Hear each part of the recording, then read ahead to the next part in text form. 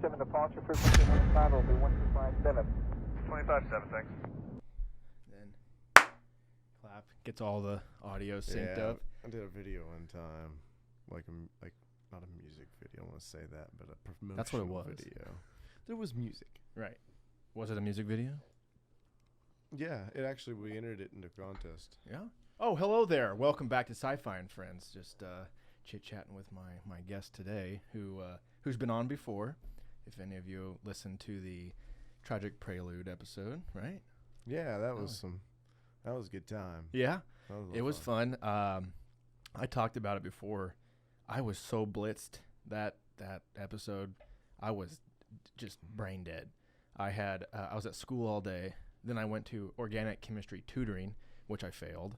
And then I failed the class. What happened? Go ahead. And then I was like texting Jimmy and you and Tyler saying like, let's do this. I had never done a 4-person podcast before. So I was learning that. Then the equipment didn't work. I had to borrow some of your cords to actually get some things going. And then I knew I should have stopped when I introduced you as Kyle Ogle. You remember that? I was like, Tyler Schoenberg, Kyle Ogle. It was not the first time it's happened. It's all right. It's okay. Yes. So anyway, I apologize about that. Oh no, it felt was a bad great about time. It was a good night. It was awesome. You and I was tagging along with you. You were blasting through at asteroidal speed. Well, it was like 3 a.m. and you were flying. I went home that night. I was so excited. I messaged one of my buddies from Winfield because he didn't have my new number yet. And it's like 2:00 in the morning, and I messaged him. I drank a couple more beers, and I don't know. I was I think I even messaged you afterwards. Yes. I was really excited. I might have messaged a lot of people that night. Something about you wanted to take the podcast to the Winfield show, the Bluegrass Festival, and get media passes. Oh, yeah, I was actually talking about that today. Yeah. Oh, I haven't forgot about that because that sounds amazing. Because we could just podcast during the. Anyway, before we get too deep, ladies and gentlemen, please welcome Kyle Ogle to the podcast. Thank you. Yeah, he's here. You. Anyway, we can get back to it. Of course. Yours truly, Colton Seifert. That's right. Usually I have. I'd like to if I could get some sponsors or something. I'd kind of read through those, or if there were some cool events going on, but I just don't have anything. You had some sponsors last time, didn't you? Yeah, I talked about it. I didn't have sponsors. I bought something off a website, and then they gave me a referral link. If your friends use this link, they save 10%. And I was like, well, I'm into 23andMe, and I liked my genetic code being decoded. I'll just pretend it's a referral, and I'll put it out there on the podcast. And the Onnit, the kettlebells and stuff like that, I did have people use that link. Oh, cool. Yeah, so that was kind of cool. Cool. But officially, it's just I'm a rogue man, Kyle Ogle. Hey, sometimes all you need is yourself. That's all I got, man. I got my wife in the other room, my brother across the street, and I got you. Hey, right now. I don't know for next little bit. Yeah, for a while. That's right. So you've been playing a lot of shows, you say? Actually, I've surprisingly got pretty busy there for a while. Not so much. I mean, I still played with regular bands, but those gigs were, spaced out a little more. Right. I guess meaning we weren't playing as often. But I've some friends I knew that I've played with before, they were needing a bass player for a little while. So I picked, and actually it was really weird. There for a while, dates were just working out really well. Nice. That doesn't happen. Like somebody needs somebody Friday, and somebody needs somebody next night on a Saturday. I'm like, man, this is cool. I have a lot of fun playing a lot of different stuff. But so I'm staying busy doing that. Summer looking to be pretty good too. Right. So So that's that's kind of like your thing. You cut the meat to pay the bills, and then you play the guitar. And then I go use my actual skills. For your heartstrings. Because I fake my job. And so don't we all? God. Professionally, I'm a fraud. Join the club. No, I butcher and do a lot of stuff in the meat department. Yeah, as far as helping out and rapping and stuff and all that stuff. And then I play a lot. Probably sometimes it gets to be 3 or 4 times a week. Right. You know, I have a regular gigging here in Baxter in town. Yeah. And then over at Red Ball, shout out to Red Ball. And I've there for a while. I played Tuesday nights. I played for about, out of 10 years, I played there for about 7 years. Holy cow. Off Every and on, Tuesday? Off and on okay. Tuesdays. Damn. And I mean, seven and a half years. Right. And I'm like, man, like, you know, as well as where did the time go? Right. Like, yeah. Oh, yeah. Well, I was thinking on the last podcast with my brother, we were talking about, because we started the podcast together, and originally it was called the Bodcast. I remember Bag that. of dicks. I never knew what that stood for. That's what it stands for. I listened to a couple episodes. Yeah. Raw as hell. Just completely, you know, unprofessionally produced. I mean, we were just figuring stuff out. That was almost 5 years ago. Oh. Dude, how crazy is that? Yeah, 5 years ago. And we had shotgun mics that you would use for, like, filming. So we're holding these shotgun mics, which are just like, okay, they're for video making, you know. You look like an old 70s game show host. Yeah. Well, you're lucky there, Bob. Yeah, that's what it felt like. And just totally raw, uncensored. Not that we're censored or not any less raw, but I mean, back in the day, it was like, but now you got large silences. Yeah, right. You got this. Yeah, it's a good step up. It's been a long time coming, but it's just kind of cool. There was one night where I was coming home from Pitt, and I was shuffling through my songs on my iPhone, and I have the podcasts on there, raw, unedited and everything. Mm-hmm. And I'm like, I'm going to listen to a couple of these. And you don't remember, like I could tell you like what we talked about the last podcast, 3 podcasts ago. I have not a clue. I'll remember if you tell me, if you like bring things up, but I cannot remember jack crap. You go all the way back 5 years ago. It's like I'm listening to the podcast for the first time, and it was really cool to kind of feel and listen and hear to where, see where we had been, and then like where we are now. Like, oh, this is cool. We're getting better. I see the progress. This is cool. It was all in good time. Yeah, all in good time. And you know, back in the day, I was like hoping, like, oh, I need to be the best podcast host I can be. You know, I gotta be the best. And, you know, obviously I wasn't, but it's cool to see the progression. Like, at least there's improvement, and it feels good. It feels good that we have this table and this room, and it's like, okay, we're going. Let's get to work. We're moving the right direction. Yeah. That's cool though, man. You had a goal in mind. That's, I mean, for anything to have a goal in mind and then have it come to, you know, fruition and everything. Right. It's badass. It feels good because a lot of times you put in hard work. Isn't that what the real American dream is? I think so. Hard work plus dedication equals dream come true, right? Yeah, it's not money. It's it's a specific goal. Sometimes it leads to money. Hey, right. Sometimes that's a byproduct of following that formula. And then I guess what I would say is a lot of times that's what people, myself included, kind of got mixed up. You know, the goal got separated to the byproducts of the goal. So the byproducts are power, wealth, fame, money, and then you get isolated on those instead of the goal, and then you just fucking flail everywhere and you lose track, and you'll never get that because that's not what you're focused on. Yeah, that's a common problem, myself included. You know, I mean, it's just shiny things. Yeah. Homo sapiens like shiny things. Oh yeah, and we want to be the top monkey. Yeah. Anyway, I've always felt good settling for a good second. Really? If you're top, especially at work. Oh, especially if you hate your work. Well, right? I like my job, but I don't want to be solely responsible for anything at my job. I've been there, and I hated it. I asked for a demotion once.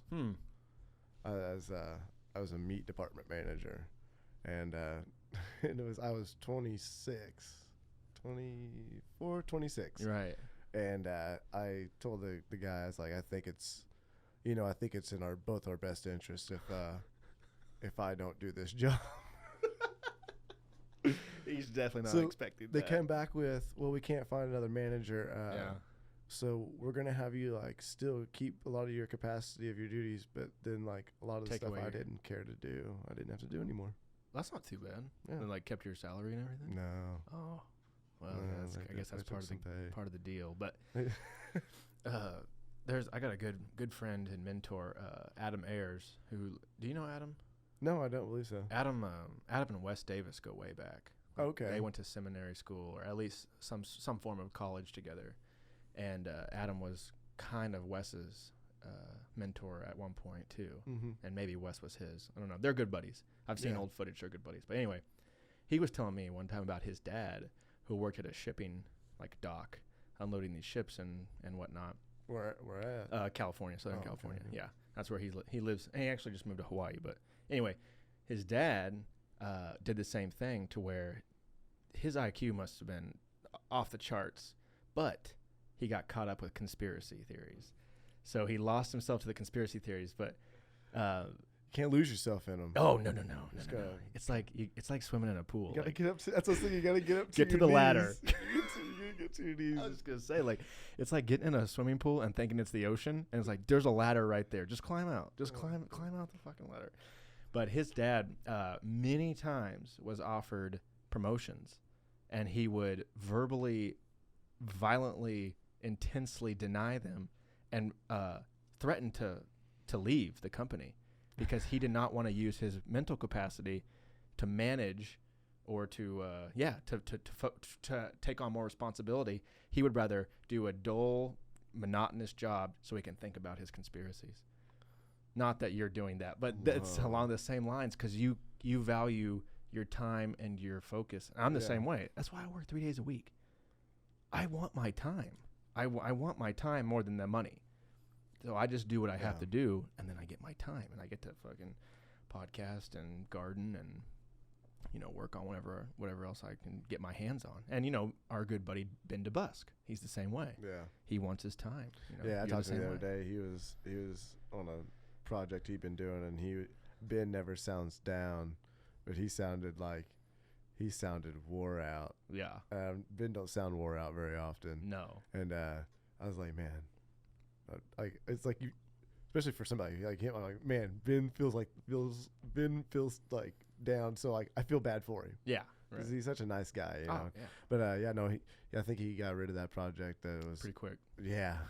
when I talked to him, he said, we've been getting these 300-gallon totes. I'm sure you saw the stack of them outside. Yeah. We've that's kind of been our little project lately. And he came over to pick up some, and he was telling me about that. And he realized, I don't need you guys. That's what he said. I'm like, that feels good, doesn't it? He's like, I don't need you. I have plenty of income coming everywhere else. This was just for extra stuff. Yeah. It's way too much. I'm driving to Cherryville. Anyway, our friend Ben DeBusk is awesome, and he took this job on that was just bigger than what he thought. Well, it's just he has so many other things he does and has to do that he didn't need to do it. And that he wants to do. Right? So, he wants to do it. I worked with him a few days, and I'm amazed at what he gets done and how he does it. So the DeBusks in general, Bud's a mad scientist. I had some cufflinks I got at Winfield that it's back. Oh, the Buffalo Trace. Would you like some? I think I had some of that the other night at a friend's family function. Oh, really? Yeah. Just kidding. Oh, yeah. Would you like some? Anyway, about Bud. Oh no, I got some cufflinks at Winfield at the Soup Parade, and they're kind of cheesy looking, but they're really cool. Became kind of a memorable thing. A little more for you. Oh, here's to you, sir. Here's to you. And SciFi Thanks for coming And Friends. on, dude. That's right. It's actually a really good whiskey. I have Booker's in the other room. Oh, that's good. Yeah. You know what? These cufflinks broke, or one of them broke. And you go to Bud to ask him work on projects. Oh, yeah. But I'm like, man, this is so... Cufflinks? This is so, below him? Yeah. I was like, right. There's no way. I was like, yeah, we're getting ready for Winfield. I'm like, I got these cufflinks out, but I got them last year, and he was all about it. Nice. So he JB welded them on, but he actually put them on the wrong way when he JB welded it, so he had to redo it, but he got it done perfect. Nice. And then I think the next year the other one broke, and I want to say he fixed that one too. So, dude, he's amazing at fixing things and then constructing things out of the ether. Yeah, it's insane. I mean, if you've been up there on the hill, it's junkyardish, but everything has a purpose. It's junkyardish in the perfect way. In the perfect way. It has everything has a purpose. Yes. So it's not really it's not so much. I mean, there's a lot of useful things out there. Yes. Well, I mean, like visually, if you don't know really Bud or anything, you're like, what in the hell is all this trash? Right? Like, what is this? I couldn't do anything with this. Exactly. Yeah, exactly. And I would have cleared this out years ago because I'm an idiot and I think it's trash. Yet it has so many components. It really, really, honestly, there's a lot of artists that would probably love to go out there and pick through some of that stuff and use it. Right, artists or even because he's got quite a few cars, motor gearheads, I guess you'd call them or whatever. Yeah, he had that one. Well, I'm bad with my cars. Like it was like a little roadster or something. I think a little rat rod he was working on of some sort. I think he still has it, doesn't he? Yeah, I don't know. But he worked on that for quite a while. I remember that, and it was a cool little deal. Like he had, and of course, every time you're over there, he's telling you what he's got to do on it. Yep. And I'm not so mechanically inclined, so a lot of it I don't understand. No way, dude. I pop the hood and I go engine. Dude, that's as far as I get. It looks nice there. Wiper fluid, just because that's what it says. I might put the gasoline in there if you're not careful. I mean, I'm pretty good. Like, if you open the hood, I could find where all your little dipsticks to check everything is. Right. I can figure those out. Sure. But say a spark plug goes. Yeah. Are you shit out of luck? Probably. Me too. Yeah. Me too. Yeah. I'm just gonna crawl in the manhole and go down, eat pizza with the turtles. Where did that come from? I've said this quite a bit, but the worst experience of my life is owning a vehicle. Are you serious? The worst aspect of your life? Yeah. And you live a goddamn good life, son. Well, I use it all the time. Yeah. No, I use it, but I dislike owning a vehicle and wish I did not have to. What's the alternative then? Like, what's your source of transportation? Well, I'm in a small town, so I can walk most. You're gonna walk? I could walk if I had to. I'm bicycle probably. What if you wanted to go to Joplin? That would horse and carriage. Bicycle, but probably maybe if I had a reliable old Honda Civic. Okay. Right. The ones that never break, or Honda Accord. What is the Honda Accord? Civic. Well, maybe the Accord too, but I feel like the Civics had one of those never had one of those from the boxy ones that would never fall apart. And then how did they do that? I would just drive it when I needed to go to Joplin. Right. That would be ideal. What about like a scooter, like an electric scooter? Now I would never own a motorcycle because you're afraid. Yeah, to die. I'm just not comfortable. No. I got on my dad's one time. Like my dad, he rode them for years. And he finally got in a bad wreck and hadn't had one since. But not to say that he didn't want one since. But I got on his and it just it scared me. But those mopeds that go like 45, I could see that. I could and there's where we're at. You can take back roads anywhere you need to go. Right. Not like I say back roads like dirt roads, but like just county roads. Right. So you basically have everything in Baxter too. Like you have a grocery store for nourishment. No, I work there. Yeah, it's true. I forgot. Sorry, I forgot that. I'm there every day. Don't remind me. You have a few bar places for a little bit of entertainment, but most of the time, country folk have their own sorts of entertainment. You know? But barbecues or shootouts or a lot of just simple things, chilling out. Right, but chilling out. Yeah.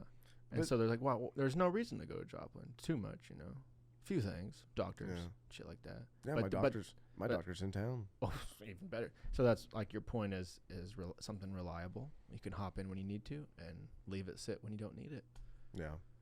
Do you have any opinions on self-driving cars like Teslas? Like, would you get into one? I knew we were going to get into something like this. It's the deal. It's like, when they make those things, is it still going to be a requirement for me to be like actively manning the controls? No. Am I going to be able to full on sit back and relax? Yeah. I don't. Just for sake of communication, for sake of conversation, let's pretend there's no rules. You just hop in and here's your comic book and your beer and go, because you're going on a road trip. You're going to pick up something. I don't know.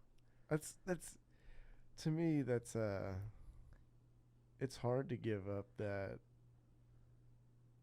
your independence or control, right? Yeah, your control. Like I feel like I'm driving this thing. Yeah, like you feel like you're in control. I'm it's going where I want it to. What about the statistics though, as far as like monkey drivers such as ourselves and how bad we are? I think it's 40,000 or 400,000 people die every year. I think it's 40. Oh yeah. And then versus the Teslas, and if 40,000 people went down to 4,000 people, holy shit, that's crazy. Yes. Yeah. So does it freak you out? Is that kind of is that where you are? Like, you're not sure? I still feel like I would, for my own peace of mind, right. I would still be constantly aware of what the car was doing for a while. Yeah. That's like when you get like a new. Is there no option phone. at all to drive it No, yourself? there's an option. Yeah, you can. I feel like driving today. But it's also goes back to like when you're a kid. Yeah. I mean, you might be fascinated with it when you're a kid because you see your parents driving, but you get in a go-kart for the first time, and it is amazing. It's exhilarating. You can't get out. Or say your parents took you driving on like a back road, or like my grandpa used to take me and my cousin Laura to a church parking lot up there, First Christian Church. Yeah. There wasn't many people up there during the day, and it was real big and open. And we practiced driving there at 12 years old. Right. And that's good. And we were like most of the time, you put it in drive, you let off the brake, and it just starts, going, and you can just coast. Right. And just even that was exhilarating, at 12 years old. So, for sure. I mean, I guess it might take some of the excitement out of life. Well, yeah. So I do enjoy. Partly it would. Somebody going to gigs, Mm-hmm. a lot of late night driving, and it's not always fun. Mm-hmm. But there are some times where I really do enjoy my drive, just zoning out, just but I'm focused on the road. I'm going, in there. I drove home from San Marcos. I was in a band, Conway Jackson. We recorded down in San Marcos. Yeah.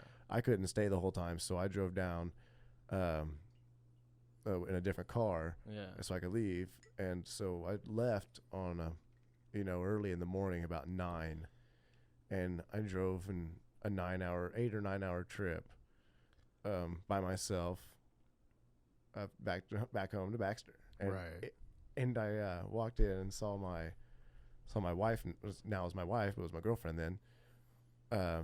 I saw her, and I was like, and she's like, you look really refreshed. And because at the time, I like to chill out. A lot of times, not to say like to chill out. Not to say that not to say I don't like to be around people, but a lot of times I Sure.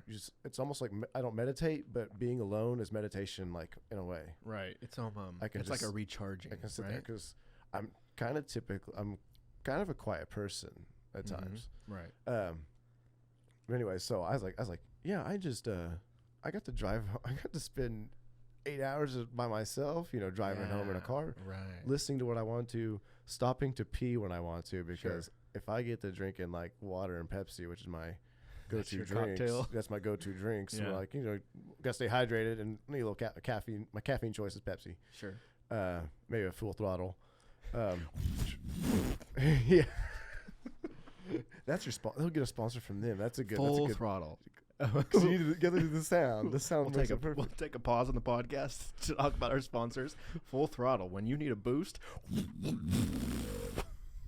Anyway, back to the podcast. If they hear this, that's worth something. But no, I listened to a couple of wrestling podcasts on the way home, and I listened to a Roddy Piper one, and it was actually a week before he passed away. So that was kind of crazy. Yeah. But Roddy Piper right here. The hot rod. But it was she said, you look so refreshed, and I was like, yeah, I just got to spend all this time in a car by myself, just chilling out. Right. I mean, it was fun. Yeah, I enjoyed it, and not to say I don't want to drive 8 hours every day. It's a chore. Oh man, there's something about it. I've made the trip to California many times. I've lost count. 10 plus times probably. That's more. That's is that 18 hours, or is that? It's about 20. Okay. About 20 hours, yeah.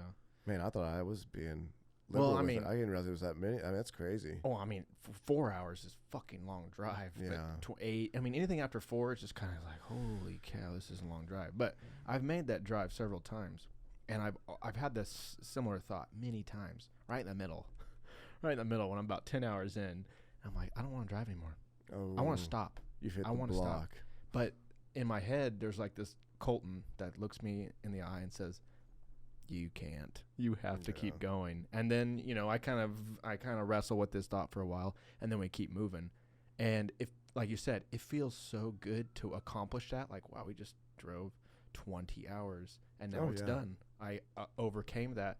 And talking about this, there's a sense of isolation and safety that I find on road trips where nothing can get me. And I feel a similar sensation in the middle of the night. Mm-hmm.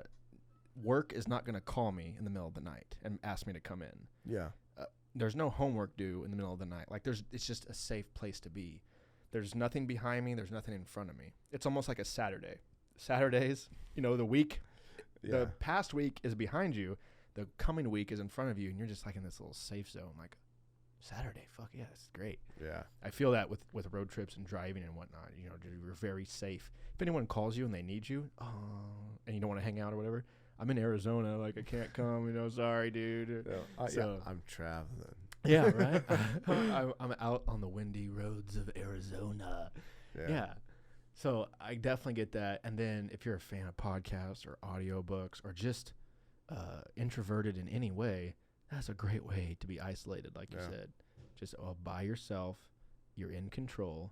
And I guess the thought and the feeling of I can go anywhere. I can go left, I can go right, I can go forward and backwards. Like, I can control this machine. That's pretty appealing, right? It's one of those. I wish you had more time to take road trips. Yeah, honestly, and you wish that gas was cheaper and that it wasn't causing global warming. That's if you could just X out all those things, you'd be road tripping all the time.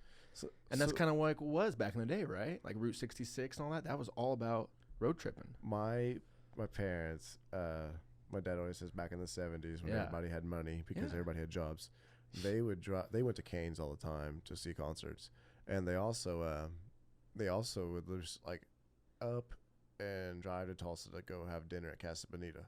An hour. Hey, that place is good, dude. They would literally. Can you imagine doing that right now? But and they would hop in. They'd hop in. I think that what they were at that point. Yeah, they were driving I think it was a '77 Dodge van that was windowless, and windowless. Yeah, when I was a kid growing up, we had like it's got a windshield. No, it didn't have any of the side windows. But it has a windshield. Yeah, it has a windshield. It has windows in the windshield and the driver's side and the passenger side, and then there's none on the left going in the back, and there might be one. No, there's none on the doors. Yeah. Okay, so let's say windowless. The back. Okay, I'm pictured. Okay, so there's like no holes for windows. Yeah, I'm picturing holeless windows. When I was a kid, I was like, why would you drive that in the winter? Until I was about 4 or 5, we had 2 vans. Yeah, but one was windowless, one had windows, both exact same color. Well, they said it was silver with a blue stripe, big blue stripe down the side. I just thought it was silver and blue. Amazing. But yeah, we had 2 vans, same color, one windowless, one windowed. Windowless, as far as kids, like that's like you're almost like on a space journey. By the time I was I'm at school, and you close the door, and you just space traveled. Now I'm in this van that only has front 2 seats. You have a lawn chair in the back. No, really? Well, That's amazing. By the time I was a kid, it didn't run. But that's how they traveled. No, when it did. That's like they built a little wooden thing. I think people could sit on too. Yeah. But no, they kept the other van running. I drove that through high school. Oh, it's great.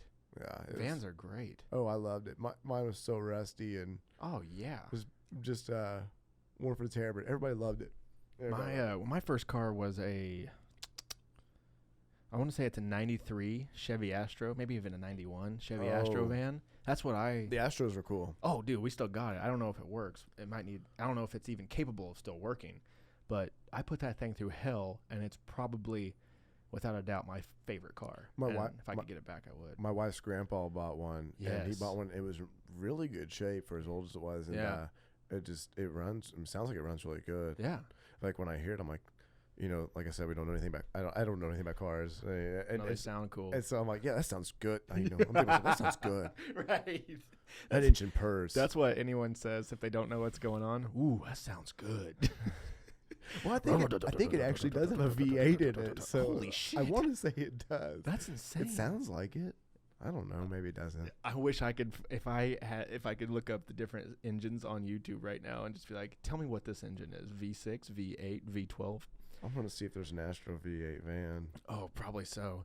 When I had the Astro, I didn't realize, because when my mom drove, we drove as a family car for a long time.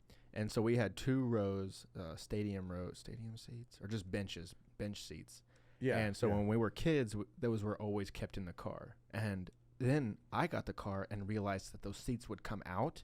So I took out the middle seat. So I just have one seat in the very, very back, a bench. So that was cool as shit. So, yes. Because it's like a hangout. That is the best thing. Because road trips as a kid, you had separate seats. Separate seats, but if you take out the middle seat, now you have a back seat. So if someone wants to play their Game Boy or read a book or whatever, they can do that. But then now the middle becomes a playground. So you have this huge space to play around in. I worked at Moncrief's at the time. So I'm running around this van, wrecking it, putting in ditches and all kinds of stuff. Still runs like a beaut. You know, like I could not destroy it. It was my brother. But I was working at Moncrief's, and when certain flowers or plants would go out of, not style, but when they would like expire, like when no one was buying them, I don't know. You might know about this. Do plants have like dates? Like, we don't plant mums after April 1st, you fool. Like I'm that? sure. Okay, but so now with the weather, I'm sure all the rules are thrown out. if there's probably rules to planting. I was just a high school kid that was bagging dirt and thinking of pussy, but that's a man. That's a sentence if I've ever heard one. But if anyone someone make a T-shirt out there and put Moncrief's Greenhouse, because God bless, rest in peace, Moncrief's Greenhouse. But anyway, I drove by there and I think about that. I'm like, man, this is like a. I mean, it's not even a shelf. What it was. It's nothing now, but it used to be so slabs. much. Oh yeah, it was my first job, and I probably got a lot of my love of plants. As you can see, that whole rack over there is dedicated to my gardening supplies. Oh, cool. And I hope to have a garden soon. Dude, let me know. I'd love to help you out. Next year or so, I'd like to. Next year? Okay, well, that's fine. Next year. Next year I'll have a year of experience. Cool. So one more year of experience. Looking it up though. Oh yeah, no, Astros don't have. They have a V6. They have a V6 to V8 kit, like swap kit. Oh, okay. But no. I was you're wrong. No, you're not completely incorrect, because perhaps someone modded it. Someone modded it before you got to it, and they put it in a V8. So now I can say, yeah, he's got a modded Astro van. Your knowledge of cars and Astro vans has increased in just a 30-second Google search, you know? Yeah. So you're like, well, actually, you're incorrect. Astro vans are not sold off the lot with a V8. That's a common misconception. Now, if someone did have the capacities to swap engines, there is a modded kit to put a V8 and swapped it in place of the V6. So I could see how that would work out. This turned into car talk. Call us with your problems. But it's just 1-800 car talk. What's your problem? My car won't start. That's a bummer. I know nothing about cars, but I like to listen to them guys. Oh, what? The car talk guys. Okay, I was totally making fun. I didn't. No, you did not. No, that was, man. Car Talk has a podcast? No, it's a radio show, like on. I don't know if it's like KKOW. It was on like early in the morning on the weekends, and it was like these guys that were like sounding like they're from like the upper like northeast, like Car Talk. What's your problem here? And then like people just like, and they would diagnose some crazy stuff just over the radio. That's cool. Yeah, it was a real radio show. It actually just ended a year or two ago. No way. I think it ended, and I think one of the hosts passed away shortly thereafter. Yeah. But yeah, it was a real radio show. That's crazy. Sometimes I'd hear it on my way to work when I'd work on Saturday mornings, and just what I'd hear is just it was funny but yet informative. That's cool. Good. I was just checking out the camera, make sure that red dot's still on. Making sure the square still follows your face. Yeah, isn't that crazy? Fuck AI, scares the shit out of me. Yeah. Well, no, it doesn't. Oh, yes, it does. I thought you were prepared. I thought you were ready for this. AI? Yeah. Like, Well, I'm a dualist. Like, one part of me is like, oh, this is great. This is fantastic. Another part of me is terrified. Well, how do you, it's like with anything, where's the line? We don't know. Yeah. But since we don't know, we get to speculate. And when we speculate, I get into some dangerous areas. All it takes for me is one of the smartest men on planet Earth, Elon Musk, to say, I'm paraphrasing. Bringing about AI is like summoning the demon. Well, let's not fuck around with that shit, man. Let's leave that. Let's leave that alone. Really, right? I mean, right? It's just I don't know. It's and I read an article and watched a little video. Yeah. And it was talking about so they had these Google. It was Google, of course, AI, and they were. It was almost like the transcript. The game. It was talking about the transcript. What was the game? Whenever they were trying to. It was like they put one AI. Talking about Watson? I guess another one, and it was this, and it's hard for me to explain. Yeah. But it was like a game they were playing, and they Jeopardy? were having. No, it wasn't Okay, Jeopardy. okay. It was it looked like an '80s video game. Literally, is what it did. But they were trying to collect these certain little they had like a green one and a red one. And they were trying to collect this yellow thing. Okay. And I can't remember what it represented or whatnot, and they get it or whatever. Right. Well, as they made it smarter. They had they noticed the things trying to they had I guess they weaponized them in their little game with laser beams. So the computer did that itself. Well, they or they did. I think they programmed it to do that. Okay, and what it you does, proved my point. And what it just does is it kind of suppresses them for a second, but they move so fast. It's I mean, the time it stops them, I'm sure, is just milliseconds, fractions of a second. Yeah, right. But it's enough that the other one can take advantage. Yeah. Well, as they made them smarter, they noticed them doing tactics to survive. Huh. But when they were on a lesser intelligence, not as smart, they noticed them working together more. Oh, like hive mind type shit. And I'm not getting on anybody's ideals or anything. Yeah. So I was like. I mean, is survival of the fittest the more intelligent plan? Right. Is I mean, and not to deny anybody anything, but is trying to provide everybody with everything. Yeah. Is that maybe a less intelligent plan? Oh. And okay, so now you're getting into political philosophy. Yeah, and I'm not, and in that direction, let's dig around that. Well, in that direction, I have no really. My opinion is not really strong either way. In either way, because I mean, of course you got to help people out. Yeah, right. I mean, but I'm going to do my best to help people out. Yeah. I mean, I don't know if the government. I mean, sure, I can really give a shit what the government does. Well, like you said earlier, where's the line? Like, how much do you help somebody before it becomes coddling? I gotta cut myself. I couldn't give a shit whether the government helps them. I hope they do help them a little bit, but I just come on. Of course. If the government was efficient, if the government. If the American government was optimized, they could provide us with necessities. You feel like they would. You feel like if they were running on optimization and you got all the corruption out, that it would actually be a pretty awesome feature of democracy. There's still be things America. we have to work for and purchase, but I mean, like the ideal government, right? Yeah, they should. It would be awesome. Government should. I mean, they should probably have their own farms and stuff, or with produce and stuff to keep back and distribute. Because I mean, you're talking about famine type stuff. What?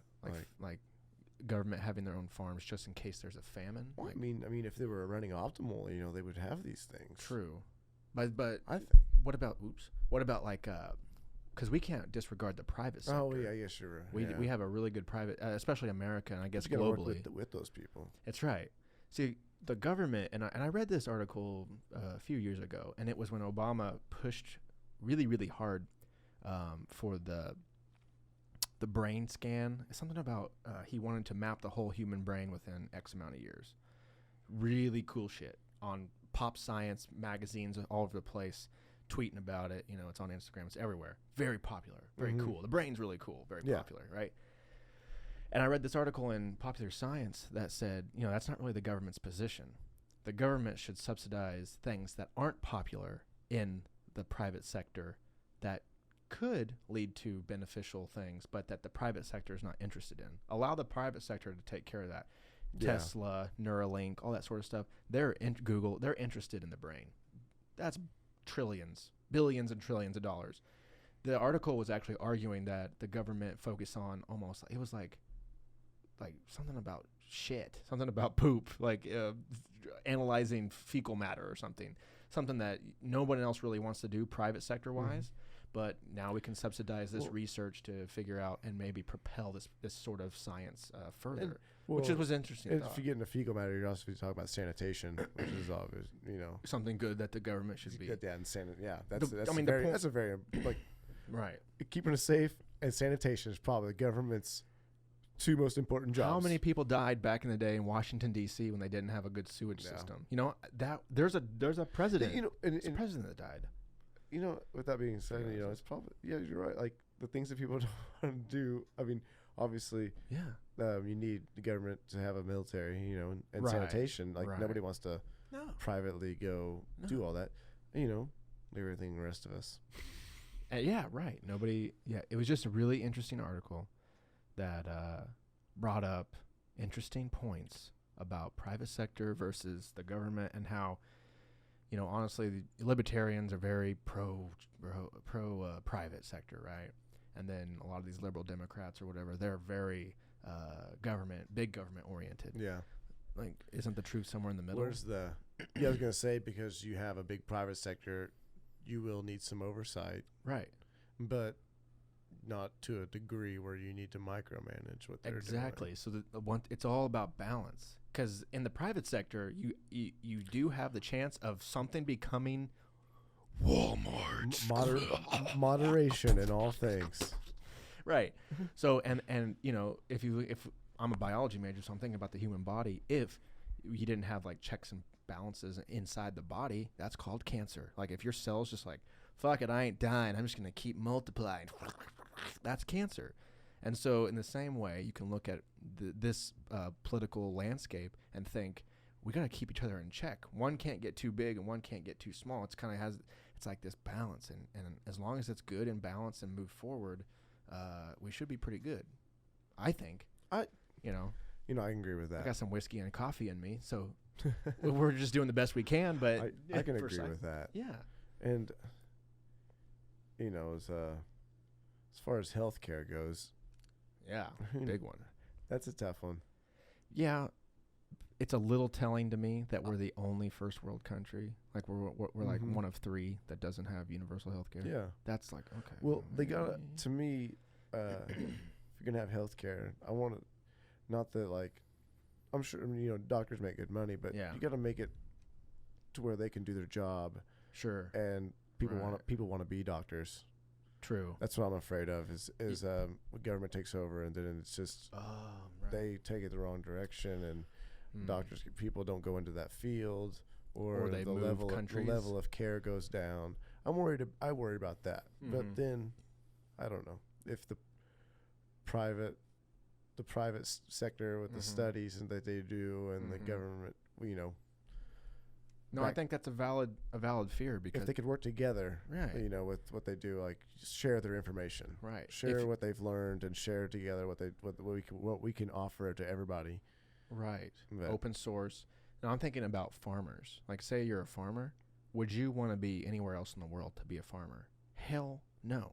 America is the best place to be a farmer. I think right now. Well, so especially yeah, in a lot of ways, it is. Right. Yeah. So I'm thinking the same. Your little argument about, but your argument about it's petty. Your petty argument. Your stance on the doctors, like you want the government not to run these doctors out. You want to inspire, young boys and girls that want to be doctors. You want to keep them going in the loop. How come America can't be the best place to be a doctor? Yeah. That's kind of what you're saying, right? Yeah. Yeah. So it's the best place to be a farmer, and the government's definitely in on it, And another thing I worry about too is at what point is because like when you go to the doctor, you're afraid you're gonna get griped out. Like sometimes like you're not as healthy as you should be. Isn't that a good thing? Like if you go on a checkup, Like, well, I know, but you know, it's like sometimes even going to get my car worked on, I feel like I'm gonna get griped at. Like, That's you true. waited too long to get your oil changed. What's wrong with you? Yeah, right. Like, I didn't know, But man. no, and they don't chastise, and that might just be a personal anxiety of my own. Right. But you know, I'm like, I don't want to go to the dentist right now. I'm afraid of what he's gonna tell me. Right. Yeah. What if he gets mad? Yeah. Right. No, but like you go. That's old. It's true.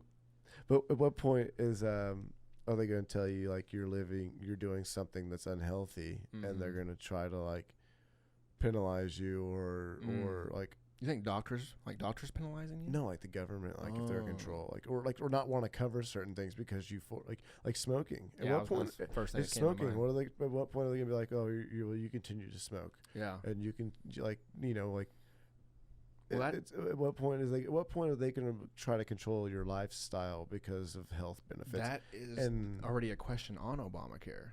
Do you smoke? I'm sure for personal insurance. I've been asked that at the doctor. Yeah. I wasn't asked that at the doctor since the first of the year. Yeah. Like since honestly, since Trump was president, I went to the doctor since then. Wasn't asked some of the same questions I was before then. Interesting. So, I just wasn't asked. I wasn't asked if I smoked. Or at least I was asked a lot of the other questions, but I think that was one in particular I wasn't asked. Well, mainly because I told them last time I don't smoke. I think they get tired of hearing the same answer. They've heard my answer, and they have your file on. Yes, on they file. have my. Yeah. So they're like, oh, he's not. If anything, he would have asked, have you started smoking? But you probably didn't smell like it. Your teeth aren't yellow. You know, you're not. I probably do need a cleaning. We bought some of that whitening toothpaste on Facebook, that people were pushing on Facebook. And then as soon no, I haven't used it. As soon as my wife bought it, I saw the rebuttal. Have you seen that? No. There's a dentist on there going on, and he's talking about how it's bad. Let me see. It's the AP24. What? AP24 whitening toothpaste. Okay. But there was a dentist on there talking about it, and how I guess it's abrasive, and because it's got so much fluoride. I guess. Mouthpower.org. It could wear down your enamel. You might look up where you look at. What'd you find? That's for it, isn't it? I don't know. Commonly asked questions. How much fluoride? AP24 fluoride whitening toothpaste contains 1,100 parts per million. I feel like that's really high. If you get in the thousands of anything, it's pretty bad. Fluoride's not good. I mean, I'm pretty hippie on the fluoride, but who knows? Shauna here. She's going to tell us all about the whitening toothpaste. It works like crazy. But so we bought it, and we found this rebuttal video. You might find it on YouTube. Okay. I put AP24 toothpaste I don't know. Against it. Are you gonna recognize this doc? Maybe. In a lineup? No. Ooh, just kidding. Oh no, I googled it. Nope, I got it. Okay. This fella? Is it this? Try rebuttal. Okay, not review. I don't know. Rebuildng. That guy. This guy? No. Or this guy? The Asian guy? I thought, yeah. Or the dentist recommends. Well, obviously he recommends it. It's not him. But, let's try it out. Well, we are seeing great excitement with our AP24. So is that what it looks like? No, it's not him. He's all about it. This is a product that produces excellent results. This is an actor. This guy is not. His name is not Joseph Chang. I'm just kidding. I have no idea. I'm just gonna type in AP. Anyway, go ahead. As soon as I saw that video, I was like, nope, I ain't using it. I ain't touching it. And so it'll make your penis shrink. And my wife, we happened to see this. I think next day, I was like, I saw this deal. She's like, me too. So we hadn't used it. I think she finally did, but I don't know if she's continued. That guy. It just looks like it. Hi, I'm Dr. Don Doty. Oh, sorry. Whoops. The magic mouse. Oh, yeah, I know. I have. Dr. Don Doty, and a lot of my patients this week have been asking about the AP24 toothpaste. He's like, I'm sick of hearing the AP24 toothpaste. He's tired of hearing about it. They wanted to know specifically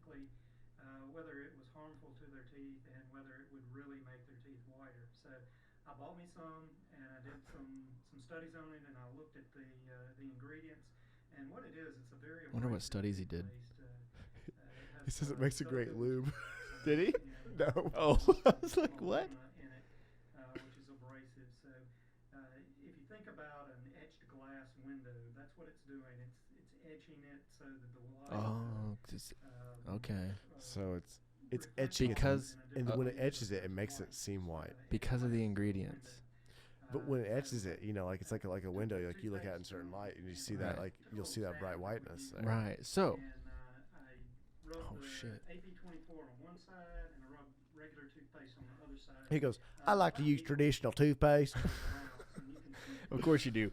So, what that makes me think of is maybe it's just good for like a one-time use. Like every month, one brush, I use the AP24. Maybe even once a week. Or even once a week. I'm not sure how abrasive this shit is. I'm gonna start- I'm gonna- Is it from Fukushima? Colton, you sold me now. I'm gonna try the once a week regimen. All right. So far, I've gotten two. What is it?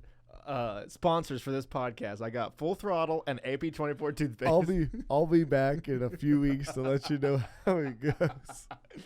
Well, it didn't With the really video- work out. With the video feed, we can get a good little. What the? I'll just brighten them up in After Effects. Just when you open your mouth, just pure white light, like Well, God Himself. Put a flashlight in my mouth. Yeah, dude. Yeah, that's what I'm thinking. I just watched a video for 1 minute, so I don't really know. But if I were to think about it, like maybe that's just good for every once in a while type of brush. It's like putting fuel treatment in your gas tank. You don't do it every time, just every once in a while. Yeah. I can see that. Yeah. But I also heard that guy sponsors another product. Oh, that's something you always have to be thinking about, right? That's what somebody told me. Isn't that a yeah, bummer? I really, who knows? I'm not gonna dig that deep into The it toothpaste. to find out if that guy's personal history I- because he made that. I- We tend to do that. People tend to do that nowadays. For toothpaste, come on. Well, I mean, the guy that got kicked off the plane. Now they looked up his personal history, see what he's done in his past. See, My dad was talking about that yesterday. I'm like, who gives a shit? I know. First off, if we're going to talk about this plane thing, I don't care what his personal history is. He got punched in the face and drug off a plane. What the hell? You should be doing everything short of getting on your knees and pulling down their pants if you're overbooked the flight. Like literally. Oh, right. The airline should. Yeah. Yeah. You don't get on there and ask for volunteers and force somebody. You get over there and you apologize and apologize again and then offer them the biggest incentive you can. Absolutely. Like, hey, yo, next time you fly free. Yeah. And this one's free First too. class. Yeah, right. I mean, you got it. What city are we in? Chicago? I got some tickets for the show tonight. You overbook a flight and have to ask somebody to get off. First off, you have to eat money on that. Yes. You're a you don't- multi-million-dollar company, Yeah. and you punched a dude in the face and drug him off the plane. You eat money on that automatically, Right. and then no confrontations ever had. And Yep. and they don't even have to pay that guy. If they would have offered that to somebody else probably would have took it. That guy, Sure. that guy wanted to get home. Yeah. He didn't. I mean, he was down to go home. Even if the flight attendant pulled $100 bill out of her panties and goes, "Who wants it? Here's another. I'm going 3." Like how much Somebody else someone's would've gonna, taken it. Yeah, someone's gonna break. That guy wanted to go home. Yes, let the guy go home. My God. Somebody else. I mean, not to say that anybody else should have volunteered because it's Yeah. their seat, but somebody else Sure. probably had the time to Right. wait. Right. If they would have offered a good enough incentive. Right. Some kid coming home from college, But- he's like, I could stay another I'm day. working in retail. Mm-hmm. We try to bend over back. I mean, there's certain times you can't. You Sure. literally have to tell customers no. You have to punch him in the But, face. Yeah, and drag you him literally off. have to. You have to tell them no, Yeah. and then after you tell them you don't have what they have, you have to punch them in the face and drag them out. Right. And call the cops. Have you But, done that in the meat department? I mean, my knuckles are pretty strong now. I mean, I've got like calcium deposits. I want to hear some stories of meat punches. I've wanted to punch some people.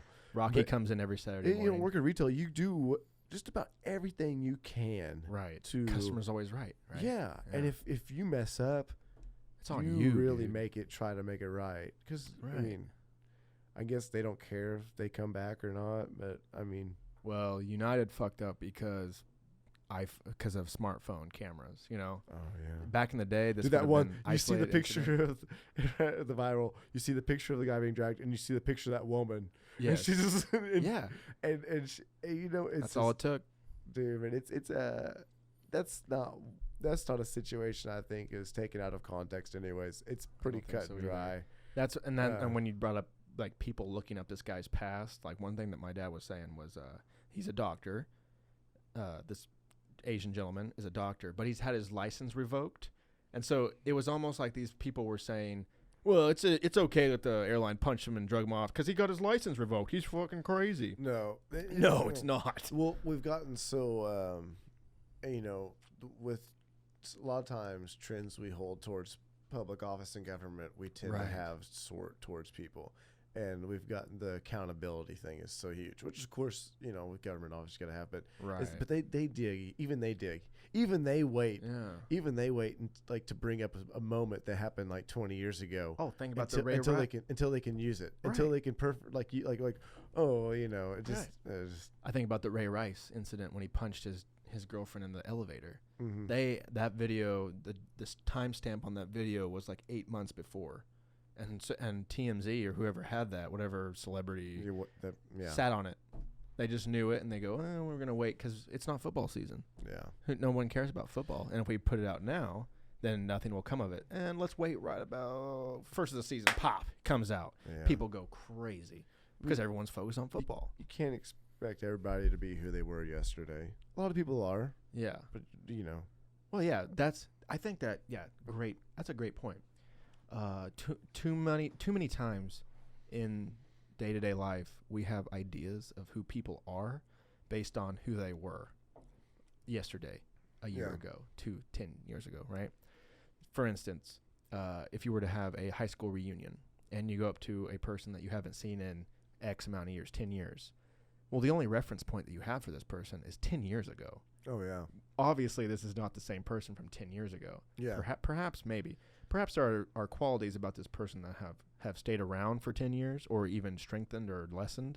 You were a lot more of an asshole in high school. You're a lot more decent now or whatever, But even to the day-to-day things, like you're not even the same Kyle you were when we started this podcast. Like you are continually changing and morphing and changing. Yeah. Now, what the? Whoa. Oh, that was a rooster. Dinosaurs. I'm pretty sure. What? But yes, and Alan, and I know we're going all over the place, but who cares? That's Alan Watts talks. Yeah. I'm glad we're not talking about music. I get tired of that. Okay, good. I'm going to bring it up in a little bit. But it's fine. Go ahead and talk about it later. But Alan Watts talks about the Buddhist monks, and when they talk about reincarnation, and they go, no. When we're talking about reincarnation, we're not talking about, you dying and coming back as a sea snail or coming back as a bald eagle or an anal bead. Whose anal bead? Mine. Do you Pineapple Express? Anyway, I don't remember that line. It's when Red is dying in the he's in the bathroom, and I think he's shot a couple times, and he's eating ramen noodles, and he's trying. Seth Rogen is trying to inspire him to come help save Saul, and he's like, "If you die a hero, you'll come back as like." You'll come back as like an eagle or a dragon. If you don't come with me, you'll come back as an anal bead. And he's like, whose anal bead? Mine. Oh, forgot all about that. Anyway, these Buddhist monks are talking about reincarnation, that every moment you are being reincarnated into somebody different, into somebody new. Each and every moment you are not like you were in the past moment. And so perhaps I don't know what the measure of a moment is, but I'll just measure it in a second, 1 second, the linear time, 1 second. So every second you're changed. Yeah. Now that is true on a spiritual level and a physical level, because your cells are dividing and you're going through all these metabolic pathways, and, you're having different thoughts, and your neurons are blasting back and forth. And so you're definitely not the same Kyle that sat down, 59 minutes ago. Yeah. And I'm not the same Colton. You watch an episode of Walker, Texas Ranger, you are not the same person afterwards.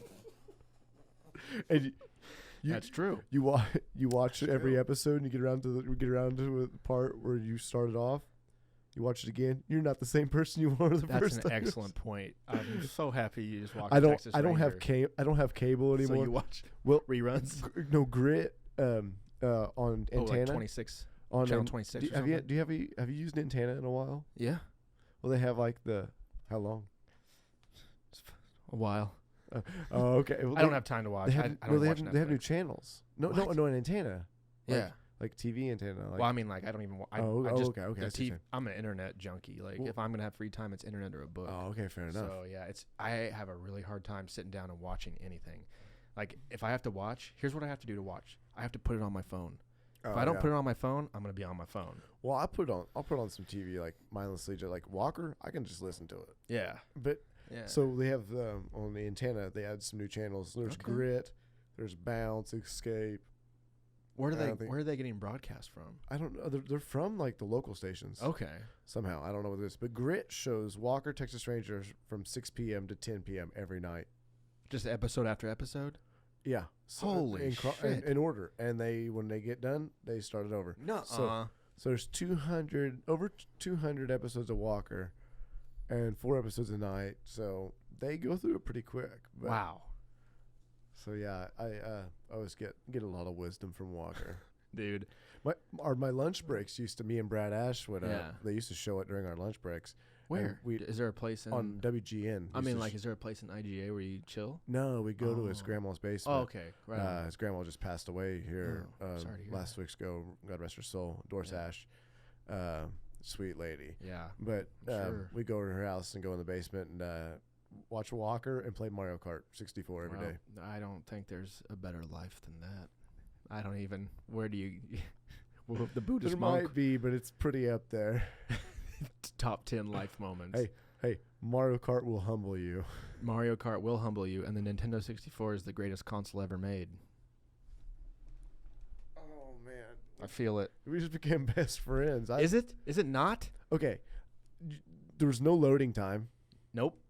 because it wasn't a disc. No disc, cartridges still. No loading Just time, fine. and you could save a lot of stuff on that. You did have to get a memory deal, but Did there's you? some games that you could save, like Mario Couldn't quite Kart. remember. Mario Kart saves all your data. Like, onto the the game. onto the console. I mean, like smaller games like that can Mhm. save your data. I mean, but dude, it had great graphics. Mm-hmm. Well, now they're getting close. Like I always said, until it feels like I'm really there, I'm not impressed. They're getting close to that. Yes. I haven't tried it out. Any We should VR. do the Oculus Rift. I haven't tried the VR out. Oh, it'll change your life. Oh, that's crazy. It's crazy. Well, that's what I said, until I feel like I'm there, I'm not fully impressed. Sure. I would rather have N64 graphics than what they have nowadays. The playability of the Nintendo 64 is what makes it so amazing. Every game plays really well. Every game plays I really mean, well, and there's you can no play glitches. no So, like, glitches, I mean- but just you know how Candy Crush. Remember that whole Candy Crush just took over the world, Yeah. right? Because it was addicting, and also Flappy Bird. Remember Flappy Bird? Simple games, simple playability, simple graphics, simple everything. Everything was completely simple, but you could not stop playing it. That is how the Nintendo 64 is. The graphics are just cartooning enough to where you're not taking it too serious, but it's the storylines are there so much so that Oh, you're yeah. invested. And something like Mario Kart, it's a race. It's not like remember Gran Torino, which was a great Oh, yeah, great yeah. fucking game. Gran Torino, it's got the same aspect as far as there's a goal. You try to beat the other racers on this track, but they've added in this whole fantasy realm of turtle shells that'll blow you off. Well, Or and the thing there's is, like- so much more strategy to it. Like, and I'm not trying to brag, but we've played this game. Oh. We've played this game so many times Yeah. that, I mean, there's been a rotating cast of characters that's come and played in the basement. The basement is like a dojo for Mario Kart 64. Literally, it really is. Like, the best of the best play there and have played there. me. And everybody always, like, we got to a point where we started getting some strategy, and me and Brad, we played every day against each other. So strategy for us was Like you figured it out. big, and we'd eat people up Oh, with I'm sure. strategy. I mean, of course, every once in a while, yeah, we'd get worked over ourselves. by other Somebody people. would. But man, there was so much strategy to it on how we used our boxes, Right. and what the good thing, like it's crazy. As 64 is like we'd shoot green shells out, and shoot Yeah. them out and try to place Yeah. them around. So maybe the next time around, like make a mess of them. So like hit Right. them next lap. But it's like a game that old.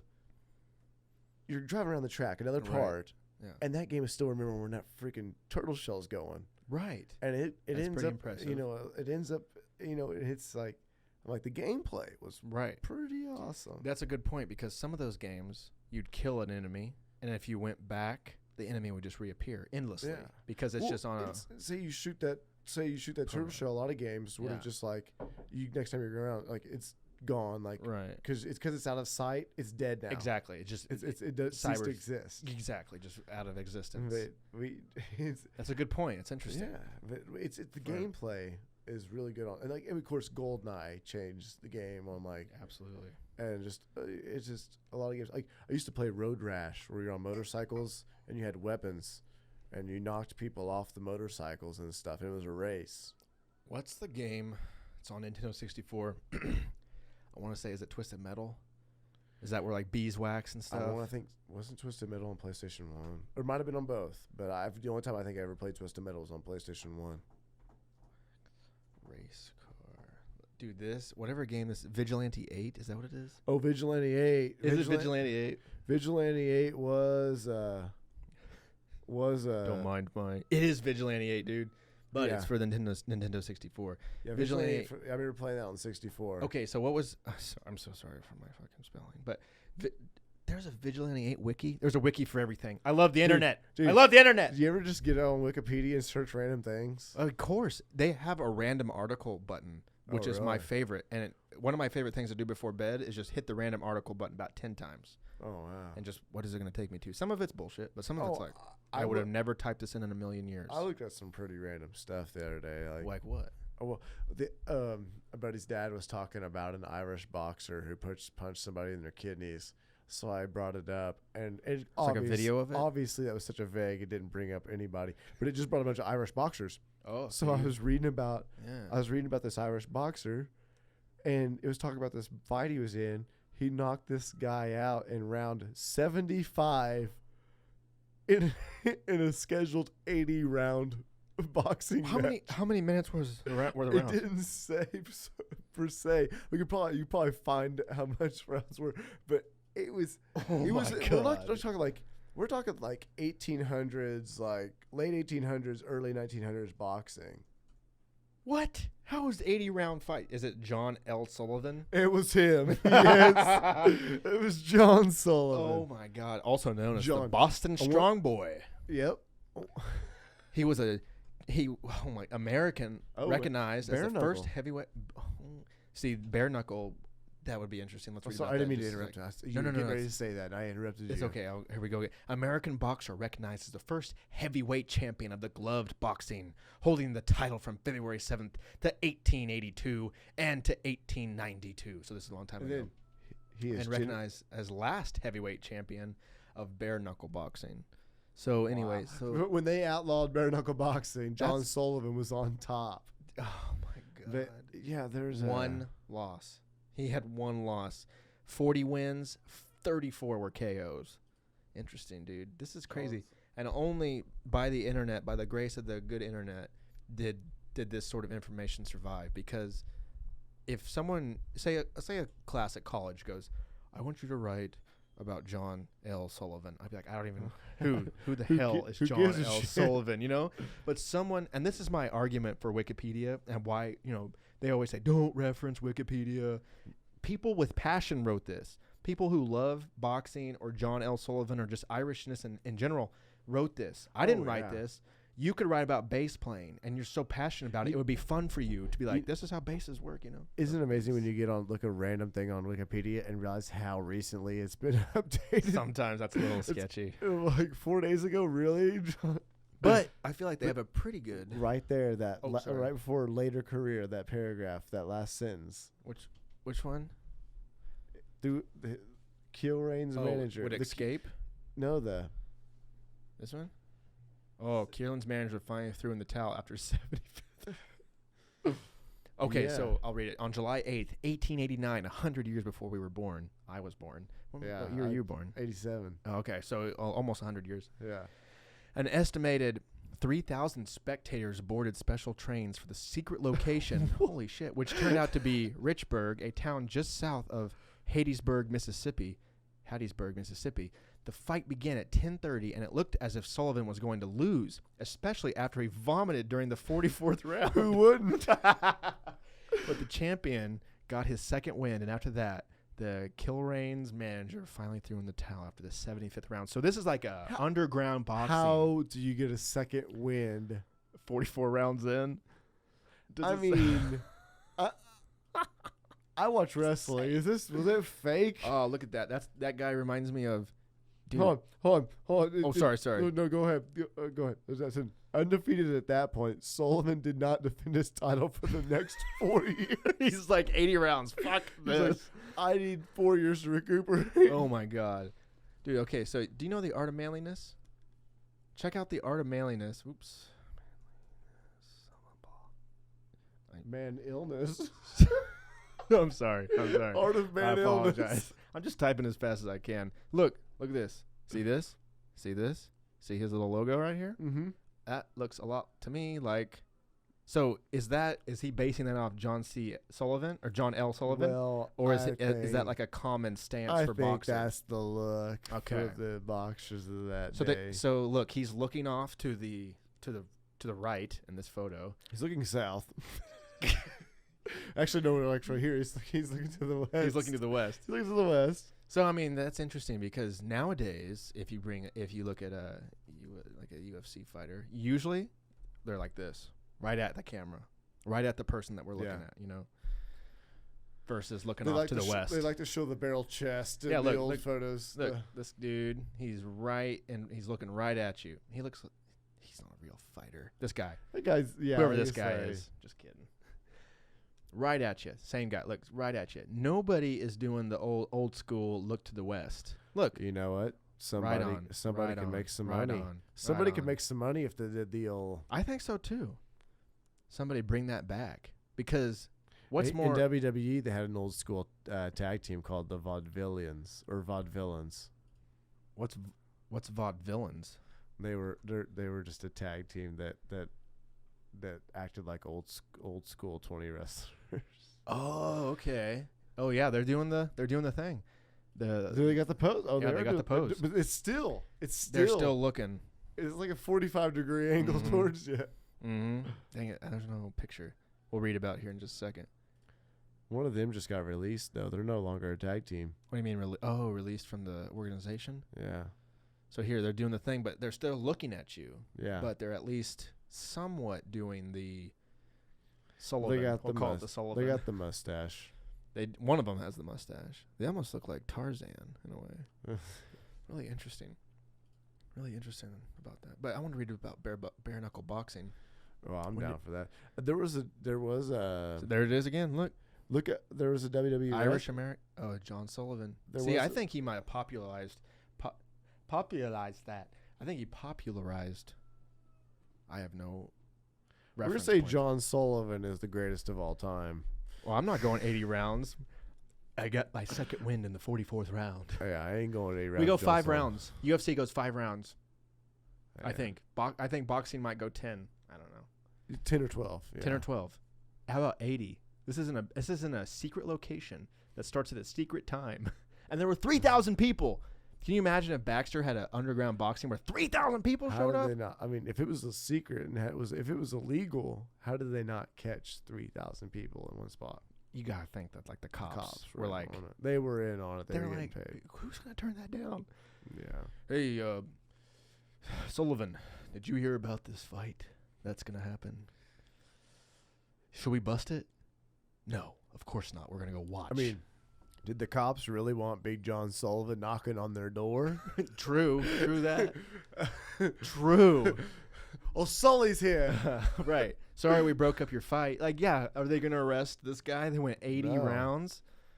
I mean, the other guy's pretty impressive too. There was a WWE wrestler that probably a few years ago that was booked and he was a bare knuckle boxing champion in England. Oh, so apparently it still is a thing. It must be. And I know that Joe Rogan and the UFC, particular parts of the UFC, I don't know if Dana does, but I know people do want to bring back bare knuckle fights without the gloves because of the brain damage that's caused with gloves. Yeah. Supposedly the knowledge is there that you get less brain damage with bare knuckles. It makes sense. I mean, think of how hard you're gonna punch if you have a glove on. Mm-hmm. Way harder and so much more force now, and more times, right? Now think about how much it needs to be. Like, there's the repercussion there. Like, I'm gonna hit them this hard, it might hurt me this hard, right? I mean, one it's fair. Solid punch from you to me might really do damage to me, but might really do damage to you too. Then you fight old Iron Face and like break your fucking hand. Oh my god, like a Brock Lesnar or something. Yeah. Yeah. It's like, yeah. Jesus. I want to ask you about wrestling. Yeah. There's a great documentary called Jake the Snake. Isn't that what it's called? Beyond the Map. I was just okay. Have you seen it? I haven't seen it, but I know a lot. I've seen excerpts, and I know a lot of things that happen. I know friends that have watched it, talked to them about it. There's an excellent podcast by Radiolab about wrestling, and when there was a time. It's been a while since I've listened to it, but there's a particular time where the edges of reality and showmanship blurred when someone got hurt. I think it was. Oh yeah. Or someone, I can't quite remember. I should. There's times people get hurt, and you still have to play your characters. You still have to be a bad guy, or like if somebody you say you hurt the good guy, like you still have to play your part. Right. You still have to like attack them. Right. I mean, in some regards, and people are hurt, and it's if the referees don't know yet and throw up the dreaded X. Right. That's the symbol that somebody's really hurt. Oh, really? Yeah. It's like when you see them throw up the X, like somebody's really hurt. Really. And it's not fake, but it's there's times where you see people get hurt, like they're really messed up. Yeah. But the thing is, come to find out, a lot of times they aren't. Oh, really? Wrestling's crazy, man. Like it'll get you. People knock it, but I've heard knock it, watch it. They still get like, oh my, oh my god, right? Like somebody hits harder, like. How did they survive that? I'm like, sometimes you can just totally tell, like the. Yeah. Oh yeah. That's okay though. Even us kind of like, haha, that looked bad. You know? But you kind of just accept it because there's better things coming. But as far as wrestling goes, like, I have this big thing, like, the wrestling world works a certain way. Yeah. Obviously, it's a kind of a gimmick of real life. But somewhat, yes. But the drama part of it, right? There's so much like in Hollywood and things that are marketed towards us, government, they work just like the wrestling world does. There's good guys, there's bad guys. Right. It's all in how you say, like there's a wrestler that's getting a push and he's going to be pushed, like they're going to have him beat a bunch of people, or he's going to be featured in a lot of matches for this next few months. Think of how many times you've seen a year where you've seen one actor do 5 movies. Right. And it's like... It's definitely a cycle. Like Rock has done that several times. Vin Diesel done it in the past. I'm thinking of Bradley Cooper. Brad Cooper done it. There's, I mean, and then you know who's doing it now? Star-Lord. I can't think of his name. He's the one that's kind of on that loop right now because he did the Passengers video. He did he did the TV show Parks and Rec. He did all the... You see this. You see these people getting their push. You see them getting their push. Absolutely. And like moving them in and out. And like all the while they're having a good career and having a good time, but somebody's making more money off of them. Just like wrestlers. Right. You see wrestlers getting their push, working the bad guy, good guy gimmick, you know, things like that. He starts showing up in commercials. He starts showing up in all these things. I got Chris Pratt. Sorry about that. And then you mess up and say the wrong thing, and they cut you down. And you think that's how it goes? You're never used again. Or is that orchestrated too? Like he's going to say this, and then it's just going to feed the story. I mean, sometimes, like, I mean, they if you do something they don't like, they can just cut you off. You're no longer. You're a product, aren't you? You're just a product, and then when the product gets stale, it's time to bring in the new guy. I'm thinking of John Cena. John Cena, I don't know if he's as popular as... I kind of watched wrestling for a little bit. Yeah. I just didn't have access to it when I was younger because we lived in the country. And when I did have it, I really liked John Cena just because he was popular and he kicked ass and everything. He was your everyman. He was your everyman, yeah, exactly. But I'll tell you, my favorite wrestler is The Undertaker just because he's the motherfucker. He retired this last WrestleMania. Did he? But he's been around for a long time. A guy they've been forcing down everybody's throats, Robin Reigns, beat him, and so everybody hates him now. But yeah, he took off his hat and his gloves and his coat and laid it in the ring and left. Like and it was in style, like the lights go down and he just disappeared. He walked up to the ramp, and then the ramp was so long this year at WrestleMania. We're like, how the hell is the Undertaker gonna walk down this? And come to find out, he didn't. He rose from the middle of the ramp. Nice. So he got to walk halfway down, nice. And then he only had to walk halfway up, and he descended. went to abyss. Huh. Undertaker's done. See, I think that could have been written better. You know, we should be writers for fucking. Oh, I'd love WrestleMania. to write wrestling. I would love for him to destroy everyone and ruin some careers and then descend. I could actually see you getting involved in the indie wrestling scene as far as this video and stuff, and like I would write for it. I would write some crazy storylines because that's all it is these dramatic storylines. You're a jack of all trades, though. You can do like all sorts of media stuff. I'm gonna wrestle, dude. You also I'm just kidding. You're actually probably in shape. You could be a cruiserweight. A cruiserweight? Yeah. What do you weigh? What do you weigh? 235. Oh, you're 235. Maybe. Oh no, cruiserweights. No, they lowered it. They lowered it to 215, I think. No. They lowered it from 215 to 205. I don't know cruiserweight, bro. If I go dehydrated, what do they call that? Cut weight. Cut weight. You might want to cut weight and be a cruiserweight. Yeah, right. What's the big dude? Big Show, is that his name? Big Show. Yeah, I don't want to fight Big Show. No. Dude, he lost a bunch of weight. He lost a bunch of weight, and he actually now has a 6-pack. No. Yeah. No. Yeah. I'm so sorry, ladies and gentlemen. I cannot spell. Show me the images. I had a question with, wow. That one. Wow. Right there. He's got the I pulled it up. He looks so much better. I'm sure he feels better too. No shit. It's like, why would you? That's a full-time job. Staying that size, that's just part of his job. Wow, man. Dude. Now, does he still wrestle? He's gonna retire next February. Okay, so see, now he has a great storyline that needs to be wrapped up. So whoever's writing Big Show story, write it good, end it well. Apparently there's nothing in the works for him. That's so stupid. I'll never forgive Michael Bay for fucking up Transformers when he fucked up. Which time? Yeah, no shit. When what's his name? I'm sorry, I just kind of got pissed there. Ironhide. Okay, Ironhide. I'm not a big Transformers fan. It was before my time. It was like early 80s, late 80s. I was nothing. I was in the ether. Me too. I don't know much about it. You came at the end. I came at the end. But the new renditions really cool, like Shia LaBeouf. I got into those. Got into them. Ironhide. Ironhide shows his cannon twice, right? Mm-hmm. He goes, "Check out my cannons," and you're like, "Holy shit!" When that goes off, it's going to be amazing. And actually, in writing, there is actually a term for this. It's called Chekhov's gun. Chekhov, the writer Anton Chekhov. Do you know? No. Yeah, there's a very famous Russian writer and playwright and actor named Michael Chekhov. And he talks about this concept of a gun.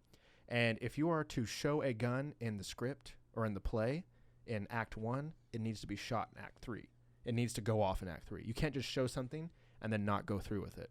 That's what Michael Bay did. He showed Ironhide's cannon, like, whoa, when that thing goes off, it's going to be amazing. And there's no payoff? No, he dies. No payoff. He dies. He dies in like a stupid scene. He should have shot it off before he died.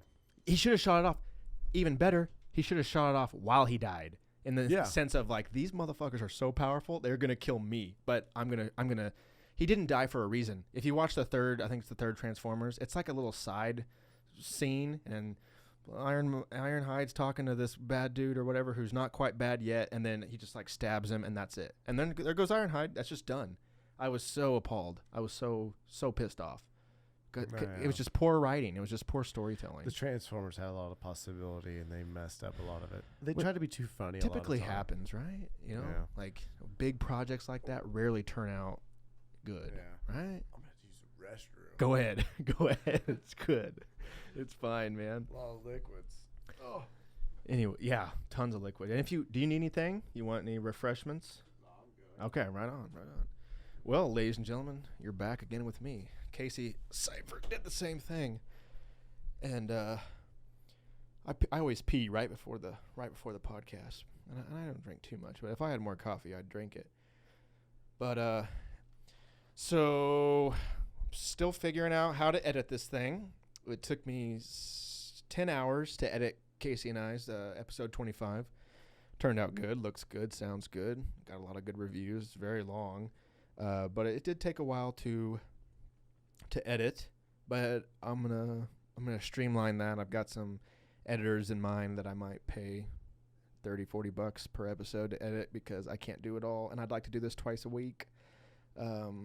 But with the advantage of fiber optic, I was thinking about maybe doing 2 podcasts a week, 1 video podcast with guest in-house, and then a Skype call session to possibly, authors that I've read books of, or just maybe like Adam Ayers would be cool, or just people I just don't have access to that have cool information that, wouldn't be able to come into the studio and do a podcast. So we'll see. Maybe I'll do 3 podcasts a week. Who knows? I've been using the area for recording audiobooks, and I'd like to get into that. And once I start writing the blog that I have planned out, I will read every blog post. So there will be a formal blog post that's written in text, but then also a little SoundCloud file to where you can listen to this blog post in my own voice and words. So a lot of good things coming down the pipe. Just got to wrap up school, and Kelsey just got a job, so fantastic. Double income, so looking good. A lot of good projects coming down the pipe, so very interesting. Also, other podcasts. There's a few other podcasts in the pipe. Can you imagine what else is in the pipe? There's one called Commercial Break, where Casey and I break down commercials via his psychology background and my biology background, and then, doing research on different sorts of filmmaking techniques and use of color, use of words, use of angle, that kind of stuff. Because we hate commercials, and we kind of just want to break them down, and it's just fun. It's just kind of fun to find and interpret commercials, and then find the deeper meaning. And just how some of them are so ridiculous. But anyway, I think that'd be kind of cool. And since we have the video thing going, it'll be a cool aspect. I'm just talking to these people. I'm just talking. How are they liking it? Oh, they love it. They love it. They're captivated. Everyone, put your pants back on. They took their pants off because my voice. Hey, well, that time we did a podcast and I listened to it on replay, my pants were off. You're like, wait, whoa, how do these things get off? Yeah. I'm 40 minutes in, my pants are off. Typical SciFi and Friends episode. So one question I wanted to ask you. Oh, go ahead. Is what are your thoughts on Brock Lesnar? I think he he was actually an NFL player at first, and then went to wrestling, and then went to UFC, and now he's back in wrestling. Yeah, he was an an NCAA wrestler. Yeah, and then tried football and just wasn't clicking. It's crazy. Wrestler, then UFC, like you said, and then back to he's what? Did you like him, or is he liked in the wrestling world? He was loved in UFC for a while. He just beats everybody so bad. Like a lot of times, it's like he doesn't have. I need more entertainment. Like he is an unstoppable monster. Him and Goldberg. Yeah, they wrestled last at WrestleMania 20. Both left the company the night after, or the day after. Mm-hmm. And then, obviously, Brock returned sooner. Mm-hmm. But Goldberg came back and wrestled him, beat him. Goldberg beat him within a minute 20. Scripted? Scripted. Okay, sorry. How do you talk about that kind of stuff? It's real, damn it. It's real to me, damn it. Because if we were talking about Lord of the Rings, and I said, "Oh, Aragorn and Boromir fought it out," you're not going to ask me if it's not real, but you engage in it like it is. Yeah. So I guess that's how you treat wrestling. Oh yeah. We know it's not real. Oh yeah. But we don't acknowledge that. It's kind of like whatever. They got in the ring. I think Lesnar pushed Goldberg into the corner. Mm-hmm. Oh yeah, Lesnar pushed Goldberg into the corner. Goldberg, they kind of let it for a second. Goldberg just pushed him down, like just down. He went to get up. Goldberg speared him. Jackhammer, win. Which is that a signature move of Goldberg? Spear, jackhammer. Is it? It's his, like his move. Okay, so that's cool. Whoever wrote That's that. WrestleMania 33 right there. Oh, sorry, bro. What is it? 2016 Survivor Series. Yeah. God. Oh my God. Which one would you want to fight? Neither one, man. I'd fight both of them. Yeah, he does this. Okay. Goldberg's like, what? Pushed him down. He's 50-some years old. Oh, fear on Lesnar's face and determination on. He's like, what should I do? I kind of got goosebumps watching this already. Did you watch Goldberg as a kid growing up? No, I mean, I wasn't really. Ooh, that was a hard. I think Dude, he spears the I feel like that was real. No, he spears the like it doesn't feel good. No, I think he gives him another one. Goldberg doesn't care because he's like, I'm done after this. Like he's like, God. But you're Brock Lesnar. How old is this dude? Brock Lesnar is going to tell you. Backstage. He's going to tell you, hit me as hard as you can. Of course, right. He's going to say, He's a knock showman. me out as hard. He broke John Cena's nose. Brock Lesnar did. Wow. He's probably like, I shouldn't have told him to go as hard as he could. Yeah. But I mean, the rest of the match was like 20 more seconds. Oh, right. I was looking for that was it. That was the rest. They of it. want you to buy it. Yeah. And then he retired after that. No, they went on to wrestle. They were both in the Royal Rumble. Both got eliminated, but it had a little conflict in there. So And tell then me they went to about wrestle the different names of everything, because I feel like wrestling is similar to NASCAR. Like there's all these races. That's exactly what I was thinking about when you know, like it. there's the Indy 500 and there's and so many sponsors. But you have like the Royal Rumble, you have Survivor, like, and they're all sponsored by a certain little company, you know. Okay, so like Home Depot's Royal Rumble. yeah, sponsored by like 5-hour energy drink. Doesn't that make you sick? College football is the same way. Think about the bowl series. You have like the Tostitos Bowl. Like what? Like, what? Like you played, like somebody's like, yeah, I won this bowl game. I'm like, yeah, how many bowl games there were? Oh, exactly. Yeah, at least over 20. And I now we have like kind of like a playoff system. I'm not a real big sports fan anymore, but I don't know. I know the game of baseball pretty well, but even so, I don't follow it still. That right. much. If it's on, you'll watch it. If you have a beer and a brat. But I don't follow sports at all. Olympics. Really? I love the Olympics. What part of the Olympics? I mean, first off, summer or winter? I love them both. More winter. Okay. And then what sports, if any? All of them.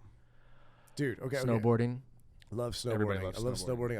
I love skiing. I love the moguls. I love the downhill. I love them trying to jump as far as they can on the skis. Yeah, the that's cool. bobsledding, the luging, the skeleton that they do now. Now I'll even watch figure skating, but even more important, even more entertaining, couples figure skating, because Blades of Glory. There's no. That's a funny movie. There is the chance of somebody falling, and you got to wonder more of a chance because there's two. You always got to wonder how pissed off is the other person. God damn it, Lisa! Yeah, that was a gold medal run until you fucking fell on your triple. Like, like it goes both ways. The guys and the girls follow. Yeah, and, but they fall and they get up and they smile. You're like, yeah, how fake is that? Right. now let me ask you this: do they have same sex couple skaters? I want to see two dudes skate. They should. I feel like two dudes skating would be incredible. Well, I mean, I'm sorry. You can't. I will say, to be fair, they don't have to be gay. You can't put two dudes against a dude and a girl. No. It'd be a different category. They need to full on different have category. a two-dude category. And like you said, not a gay thing. It's not a gay thing. Because just think a teen about thing. Like literally, you could probably have exactly. You could probably have like two dudes like do like one guy holds his hands up and the other guy's doing a handstand on top of his hands. That would be incredible. Skating around. Right. But that's not to say that two girls wouldn't be incredible too, because the amount of spins that they could do, you could just see like. And you might want it's just. It's it would be pretty funny to see them. The guys and girls kind of intertwine and they spin around. Like, it'd be pretty weird to see the two. It would be cool. The two girls, they They Signature move. so they both put one skate down. George, that is their signature scissor move. They put one skate down, one up, and somehow lock legs and spin. That is the scissor. They're pulling it off. Even a quad. If you had that's Blades of Glory stuff right there. Yeah, that is Blades of They're Glory. getting this. We're a little bit behind. They beat us on that. Oh, that's funny. Yeah, that's interesting. One thing? The Olympics were last year, right? The Summer Olympics were last year. Yeah. Oh yeah. One thing I discovered, and I kind of knew about this, but I discovered more of it, was there are more Olympics going on, sports categories, events, than what NBC shows. Oh yeah. So that's, for one, that's the when they get you, like you can watch it online. No, exactly. you can't. No, you can't. Well, I figured it out, but yeah. How'd you show a cable provider? What? I just supposed to. Front Row Sports. Oh, okay. Or First Row Sports. I went to a buddy's house that, like, yeah. Towards the end of the Olympics, I was over at a friend's house who had satellite. They had an Olympic channel that showed 4 sports at one time. Yeah. I'm like, hey, you knew I was watching the Olympics the whole time. How come you didn't tell me this? Like, my air conditioner went out. That it's Olympics are in August. You know, it's hot. Right. My air conditioner went out. Right there, baby. Right there. Oh, cool. Watch any sports you want. Okay, cool. I'll show you. Like, look. Football, basketball, American football, boxing, WWE, UFC, ice hockey, rugby. Woo-hoo. It's just like pirated channels. So fair enough. you kind of have to deal with a lot of pop-ups. Yeah. But once you get past the pop-ups, clean and clear. I've done the illegal streaming before. Allegedly, I've used this. I've watched some WWE pay-per-views illegally. But going back to Olympics, yes. No, my air conditioner went out, so I'd get home from work. Well, the garage we had has a little air unit, so we'd sleep in the garage. What, really? And then hold on, get a phone call. Okay. It's probably a work related. You get that? I'm gonna get a piece of paper. Hello? I need to write some stuff down. What's up? It's super unprofessional. Take a moment to yourself. No, I'll get it tomorrow. You were in the middle of a podcast. You're on it now. No, it wasn't work related. But he's just warning me I forgot my steak that I cut specifically for myself. Told him I'll get it tomorrow. Olympics. So I'm back. My air conditioner goes out, and so every day after work I'd get home and I'd take we'd sleep in the garage because I had air conditioner. Right. But I'd get home and I'd take my TV outside and set it on a little table, and take a chair out there with my beer.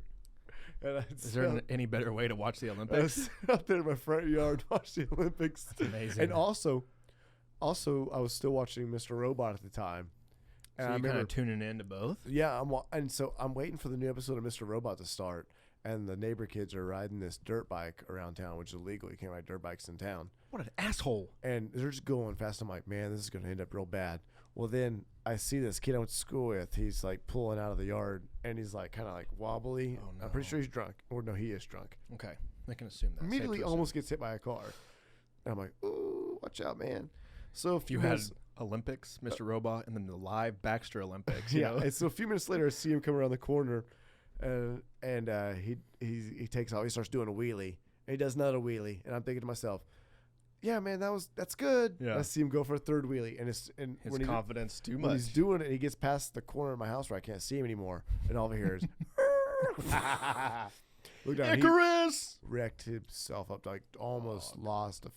He almost messed up his hand terribly bad. Like he got up and walked away, but he was like going in and out. So, I'm sitting in my front yard drinking beer, watching TV, right, and my neighbors were over there, like, having a party, riding dirt bikes around. I'm like, man, what kind of, almost like an all-time low for my neighborhood. Oh, what? I'm like, we have now become white trash. Yeah. No. Well, so I had to fill out a police report. Oh, my God. And so I filled out this police report. Trying to watch the Olympics. No, I'm trying to watch Mr. Robot. That's not any good. Olympics, I'm taking a little break from the Olympics to watch Mr. Robot. And it's the second season's getting ready to start. Mm-hmm. And I'm like, oh, my God. I got my stories coming on. I call them stories. How come you had to fill out a police report? Because I told them I saw it. Oh, jeez. Rookie mistake. Incriminate yourself. What motorbike? Huh? I just moved the TV out here. Hey, officer, what happens if you would pull me over and I had a kilo of green tea? Would I get in trouble? Is it from China? Right. Is it tax? Do you have your tax stamp? Yes, sir. Well, nothing then. About the Olympics, I discovered like a whole new array. And I think the Olympics that aren't shown on MSNBC or whatever it is, NBC's Channel 16, whatever, are better than what is shown. Like what's on the internet is better. Oh, yeah. Because you can. A lot of times. I never knew archery was an Olympic. You know, have you seen handball? No. 2 sports America's never won a gold medal in, one of which is handball. What's the other one? And the coach of the USA handball team said he could take LeBron James and make him the greatest handball player ever in 6 months. What is handball? We haven't won in there's 3 sports. We haven't won in I don't believe we've won a gold medal in ping pong, badminton, and handball. What is handball? Is it like soccer with hands? Yeah. You throw the ball around. What? See, these are the things that I love. But here's a funny rule about handball. When the ball goes out of bounds, you know how they have like ball boys that get it for you? Yeah. Not in handball. You fight for it. They have to go retrieve it. Oh, really? Like, you know, they have like at movie theaters, they have those little bear, like little ribbon. Like, right, the red like, barriers. Well, no, it's not like so much like the ones that like to stretch out, you know, and they clip on the next one. Like, right, yeah. It's almost like a seatbelt almost. In a way. Yeah. Right. Well, like it shows this guy ball going out of bounds. These guys having to like lean over those to get the ball as it goes out of bounds. I'm like they get no love. This is Sweden and somebody else. ISL. So okay, what's ISIL? ISIL. Yalla.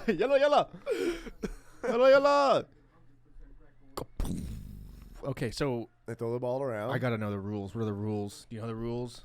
I don't think there's like really any traveling. Like I can't remember the rules per se. Because they're not just running. They're not like football, rugby. So these guys, they're passing it back and forth. Looks a lot like basketball. He bounced sweet it. little bounce pass. They're bouncing it. What the hell? Okay, so he got rejected. Turnover, and they whistled for some strange reason. Because Gunnarsson fucked up. Okay, hang on. But it's one of those sports. You never seen it, have you? Right, never even heard of this. The only handball I know of is we played cut ball in Little League, like out in the parking lot. The rules of handball. I think this is the exact That's the exact match we just won. 2 teams. Apparently, this is an ample example of great rules. 2 teams of 14, 7 on each team. Obviously. Okay, got that. There's a goalie. 3 meters wide, 2 meters tall. Huge ass goals. I'm pretty sure it'd be hard to be a goalie for this sport. That's a huge goal. Well, and like throwing it, they're like, you have ultimate arm control. I'm thinking, why isn't dodgeball in the Olympics? Like, what keeps sports out of the Olympics? Well, they've now added skateboarding and some BMX. Okay, I believe that is totally makes sense. They've added some BMX. Skateboarding's not coming until the next Olympics. Okay, I think that's badass. So it's gonna break out from the X Games. I think there's going to see more of that. Good, but like you said though, like why isn't dodgeball or something so much? Why isn't chess? Like what constitutes an Olympic sport? And not? Well, chess. I mean, they have their own. But so did skateboarding. They had X Games, right? And that was super popular and super successful. So like, do you think it's because the Olympics are kind of slowly being unpopular? With chess though, man, it's hard to schedule how long a chess match can last. Well, that's a perfect point. It's for like why you see what is on TV. Because it's nice and scheduled. It fits, right? Well, with archery, who knows, like, if it schedules right, or handball, like, who's going to tune into that? It's the most popular sport and the one that fits the best in time But with time chess, slot. like, that's true with chess. You could be there. Chess is, it is more mental than it is physical. True. So, okay. Oh boy, here we go. I've had this conversation on the podcast before about.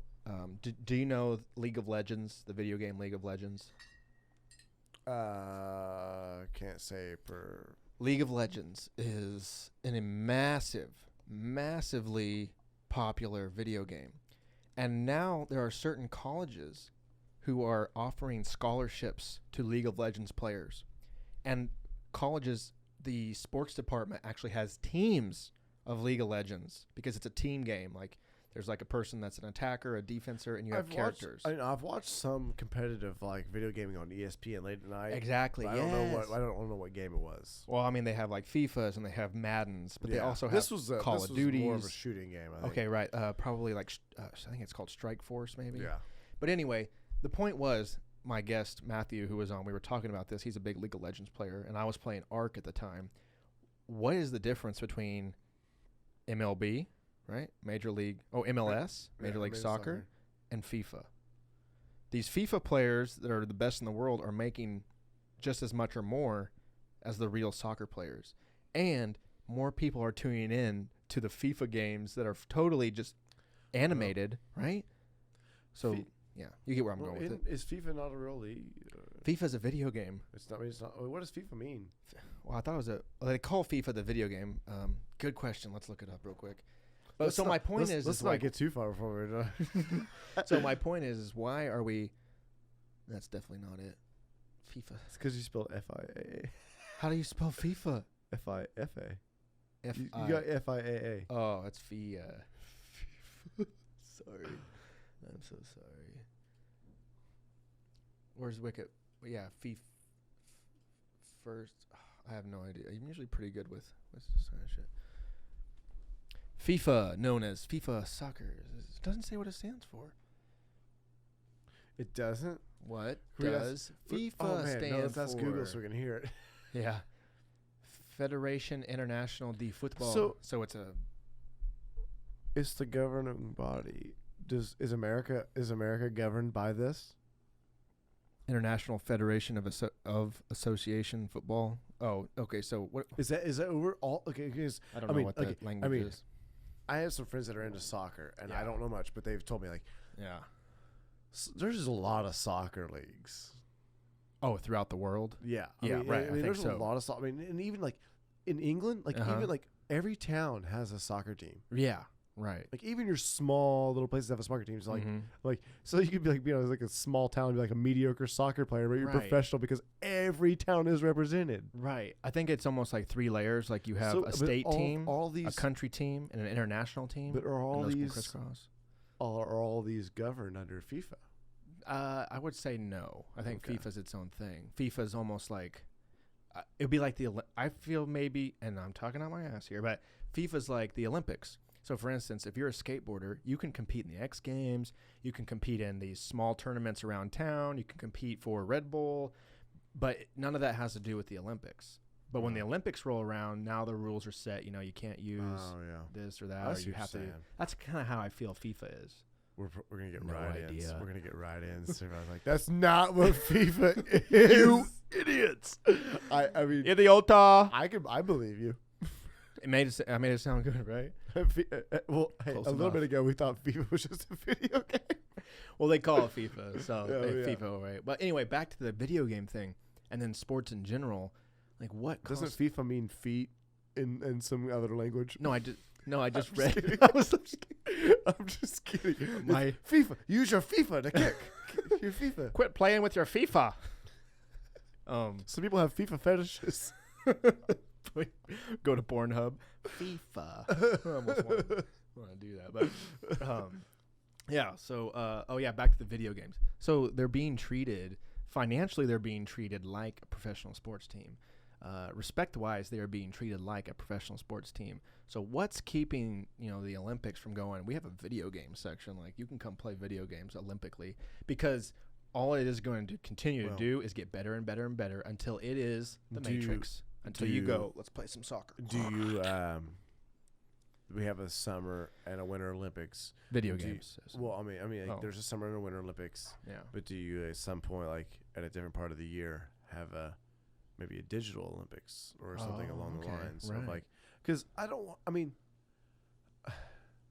it's like I don't want to segregate my digital sports with my my physical sports. right, you know, right, right. Like it's like not like don't want to be like that, but like it's like there is a difference. That's true. There is a difference. Like Right. I mean, I think we could certainly, as far as the Olympics, I mean, and I think it's profitable. They could add a third event. I mean, like a third, you know, Like realm, like a third realm. yeah, a third Olympics, Yeah. a digital Olympics somewhere, you know, Summer, winter, digital. somewhere in the winter, maybe, because it's. I mean, that's inside stuff. You could have. Well, I mean, it rotates every 2 years, right? I mean, like sometime like in December, maybe you Yeah. could have like a digital Olympics, like every 4 years, Right. you know, or just but in the world of digital, Yeah. 4 years is an eternity. Oh, that's a great point. That's an amazing point. an eternity. 4 years. Think about the So how do you computers and video games we were playing. You 4 never years see ago. You never see people that would repeat. Most likely wouldn't repeat Never. Olympics. Oh, because the games would change. the games would change. I mean, just it That's would just so be. interesting. It'd be tough. Very tough. So maybe the Olympics doesn't pick it up, but like, are you familiar with Twitch? No. Twitch is a Well, maybe YouTube for video games, and basically. and here's this. Maybe it's not the Olympics' responsibility to pick it up. Yeah, that's what I'm kind of thinking. Like, the Olympics, they're like a business that does really good at one Well, thing, and they're and like, it's we don't not- really need to branch out. And it's not like to be like we're not going to change our model value, but it's like Right. should they? Right. It's kind of like asking Nike to start making cars. Like, Yeah. we do shoes and shirts, and we make baseball bats pretty good. So Now, if the no Olympics, thanks, if the son. Olympics were smart, they would buy the company that would do. They would buy whatever. That's true. So is the Olympics? When you say that, is that a company? Is that like an There's entity? the international. I mean, yeah, it's an entity that makes money off the shit. dude. They make so much revenue off I'm the sure. commercials. I mean, like What are your feelings about McDonald's being a sponsor? you know, it's crazy to me the amount of McDonald's the athletes eat. Eat McDonald's? Yeah. That's bullshit. They No can way go there. They can go there. Okay. Have you ever seen the backstage, like what what the athletes have to have? Have you ever seen that? No, what's it like? Well, Like craft tables and stuff? they have or- sponsors. Like they have sponsors you can go Right. to. They'll get free Yeah. like free hygiene products, That's cool. soap, you know, things Yeah. like that. But also, you know, there's McDonald's there, and they'll go get free McDonald's. Usain Bolt is doesn't really venture out much as eating, Yeah. and didn't want to try different cuisines. And I don't think it was this last Olympics. Might have been the one before that. Where was the last time? Was it Brazil? It was Brazil. The one before that. It was probably at this one too, though. At Brazil. We got China, Beijing. Okay. In 2009. Yeah. Was it? No, it was 2008. Sorry. 8. Yeah, 2008. Remember the bird nest? No, it would have been 2000. Yeah. Okay, then 2008. where was 2012 at? That was the winter. And, No, that wasn't. 2010 would have been a winter. 2010 in Vancouver. 2012 was not in London. Was it in I London? don't know. 2012 was in London. Oh, okay. Just Olympics, Wikipedia. Olympic Games. But he ate nothing but chicken nuggets. Chicken. No, I say chicken nuggets. Chicken McNuggets. Are we serious right now? Yeah. Usain Bolt ate so many chicken McNuggets during his time at the Olympics. That just can't be right. That just goes against all logic. This guy should be taking fucking sports drinks and oh my god, it's real. Usain 100 Bolt's- nuggets a day. I'll have the 100-piece. Okay. It's like it's I missed it by a 0. Now, Bolt's Beijing victory fueled by 1,000 chicken nuggets. it's like This is insane. it's like in Wolf of Wall Street with Matthew McConaughey and Mhm. it's like that like he was like bring me a cocktail every 7 minutes or bring me this the martini every 7 minutes like Yeah. bring me 20 chicken McNuggets Oh my every 7 God. minutes. Usain Bolt always requires his chicken nuggets. Oh shit! I'm trying to keep this thing going. But how Good. how is a guy Sure, like sure. an athlete like that going so fast and you know Eating 1,000 chicken nuggets or 100 chicken nuggets. it just goes against all nutritional logic. You know, you hear all these bad things. You had Super Size Me, which Super Size Me was a gut shot to McDonald's and fast food industry, right? Yeah. It was not a headshot. It didn't kill it instantly, but it was a slow down. Have you noticed though, like fast food? There's a lot of different options on fast food now, right? And a lot of good quality options. Little pricier, but a lot better at the quality. fast food establishment, like Freddy's. Okay, I mean, yeah. it's not super cheap. Custard and stuff. Yeah. Okay, but it's great. I mean, I would never eat McDonald's over Freddy's. I mean, I'll go with Freddy's. Right. Have you eaten Freddy's? I haven't. No. Oh man, it's good. I mean, custard malts. Well, malts are amazing. Steak burgers, man. Really? They're the little flat, pounded out patties. And they're great. Dang, I don't go out to eat a lot, but I mean, I'm spoiled. Well, there's places like if I go to Pittsburgh, I know. There's things I can't get around here, like good Freddy's. There's a good Freddy's in Pittsburgh. There is good Taco Bell. There is a Freddy's. Yeah. There's a good Taco Bell in Pittsburgh. Yeah, it's fueling all those A pluses at Pittsburgh State University. I've been to some bad Taco Bells. Really, I used to work at Taco Bell. And my manager he wasn't pissed at me, but he got so fed up with me eating everything. He goes, make a 2-pound burrito. So we made a 2-pound burrito. We just stuffed everything in this, weighed it, it's 2 pounds. And he goes, eat that. And if you eat the whole thing, you can have anything you want. I ate the whole thing. Oh, yeah. And he was just like, well, son of a bitch. Should have said 3 pounds. I mean, I was a junior in high school playing football, so it was like no big deal, bro. So speaking of Mexican food, my wife, we're pregnant. Oh yes, congratulations on that. She's pregnant. I feel you did your part. I feel like I'm pregnant. You know, right. I feel she's talking about like being tired. I'm like, well, I'm tired too. I think it's from the pregnancy. I think I can feel your pregnant vibes. Yeah, it's just, but we've eaten so much Mexican food. That's strange. Which is good. I mean, pregnancy? No. Equals pickles and ketchup. Well, like a lot of times, ice cream. A lot of times, like we'll eat Mexican food, but then have to go eat Mexican food because like a family dinner or something. Oh, gotcha, right. It's like we ate Mexican food one night, and then had to go to a family birthday and eat Mexican food next night. But we're constantly eating Mexican food, which is good. You know, I think maybe we'll love I enjoy it. Maybe we'll love it. But it's I've been eating a lot of Mexican food lately. I had this thought. I think it was, but not Taco Bell though. Yesterday, good Mexican food. Yeah, I agree. Double Crunchwrap Supreme, like amazing. Oh no! What I was getting at that's my third sponsor. My wife loves Andrea. She loves Moe's. Mm-hmm. We go to Moe's. She loves those. What's Moe's? Oh, you never been to Moe's? No. It's like a Chipotle, kind of like a drop one. Qdoba, yeah. Okay. Qdoba?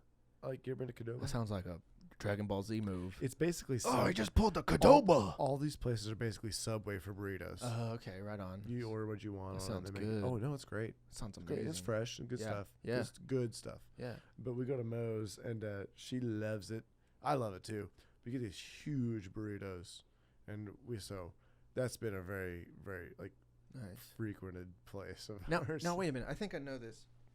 Sorry, these pins are like poking through my pants. But doesn't how many pins did you just pull out? 3. Whoa. These pins are amazing. $12 on Amazon, and Are you kidding me? Well, you get like 6. You get like 6 of them. Try it out. Okay. So I think I actually heard about this the other day. Doesn't Moe's do like a Taco Tuesday for like $5? Any burritos $5? Oh, rightfully well. I know, it's amazing. Right? We have that forever.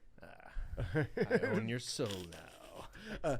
I don't know if they do a Taco Tuesday. Matt Bradshaw was telling me the other day that there's this place out west, I want to say California, that actually owns the rights to Taco Tuesday. Whoa. And they actually they constantly send out cease and desist letters. They own the rights to the statement Taco Tuesday. Apparently, what in the hell? Apparently, and this might be total bullshit.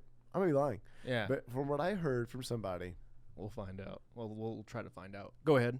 But yeah, they own the rights to Taco Tuesday. They send out a bunch of cease and desist letters across the country. For anyone that uses the phrasing Taco John's. Yep. Taco John's is what he told me. Taco John's. And is it true? Like, I don't Taco. know. Okay, I'm gonna read this for the people that are listening.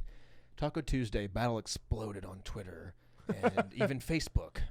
Taco John's owns U.S. trademark registration number 1,572,589 for the mark Taco Tuesday, seen below. It appears that Taco John's attorneys sent the Oklahoma City-based Iguana Mexican Grill a letter notifying Iguana of Taco John's alleged rights and registration. Taco John's also ordered Iguana to cease and desist usage of hashtag Taco Tuesday. So it's a chain battling another chain. So like Moe's, if Moe's goes Taco Tuesday, like it's almost, you know what it reminds me of? John might come after them. Maybe.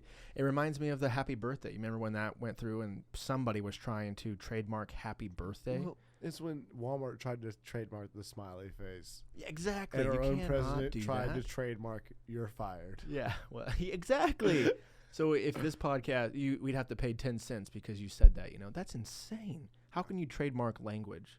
That's about as crazy as trademarking life itself. You know, like Monsanto trademarking a gene. That's insane. I mean, what you talking about, Willis? That might be a trademarkable. That's a good point.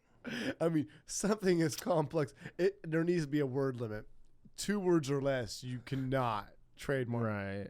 2 words. But what you talking about, Willis? What if I say, "What are you talking about, Willis?" Like I put that comma right before Willis. Oh yeah. Like, you're is fine. that okay? You're fine. Yeah. You have to say it the correct way. So The two judge, aspects. The judge rules that like it wasn't said with the same inflection. Exactly. Yeah. The same inflection and the same wording. So if you hit those 2, then you're in trouble. But if you only hit one of the other, you're good. You're good. Trademarks are What in the world? Fine. It seems like a greedy aspect of human nature. There's cut and dry trademarks, and then there's I developed the piece that operates on the space station. Trademark it. That's great. No one else is going to do that.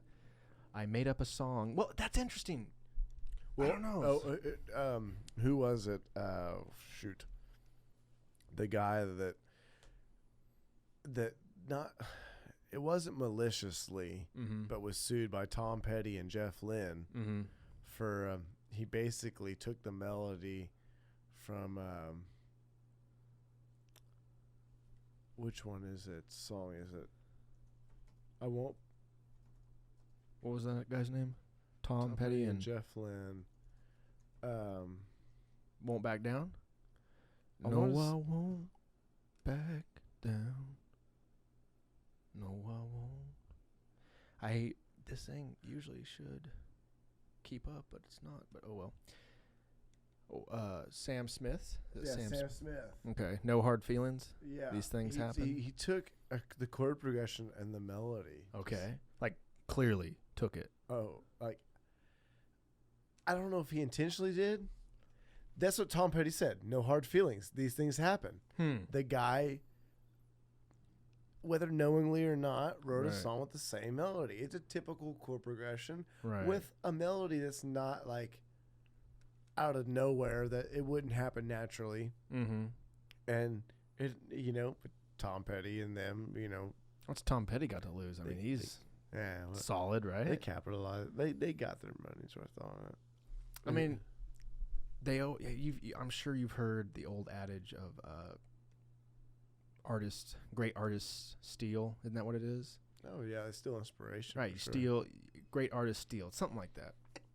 And even in fact, a lot of the TED Talks that I've listened to about creativity, they emphasize on stealing, not copying, not plagiarizing so much.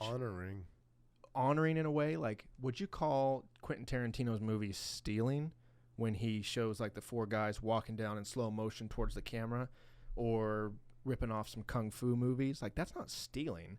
Like you said, he's honoring what he likes. I like this in a movie, so I'm going to make a movie that has those similar qualities. That's how I see it.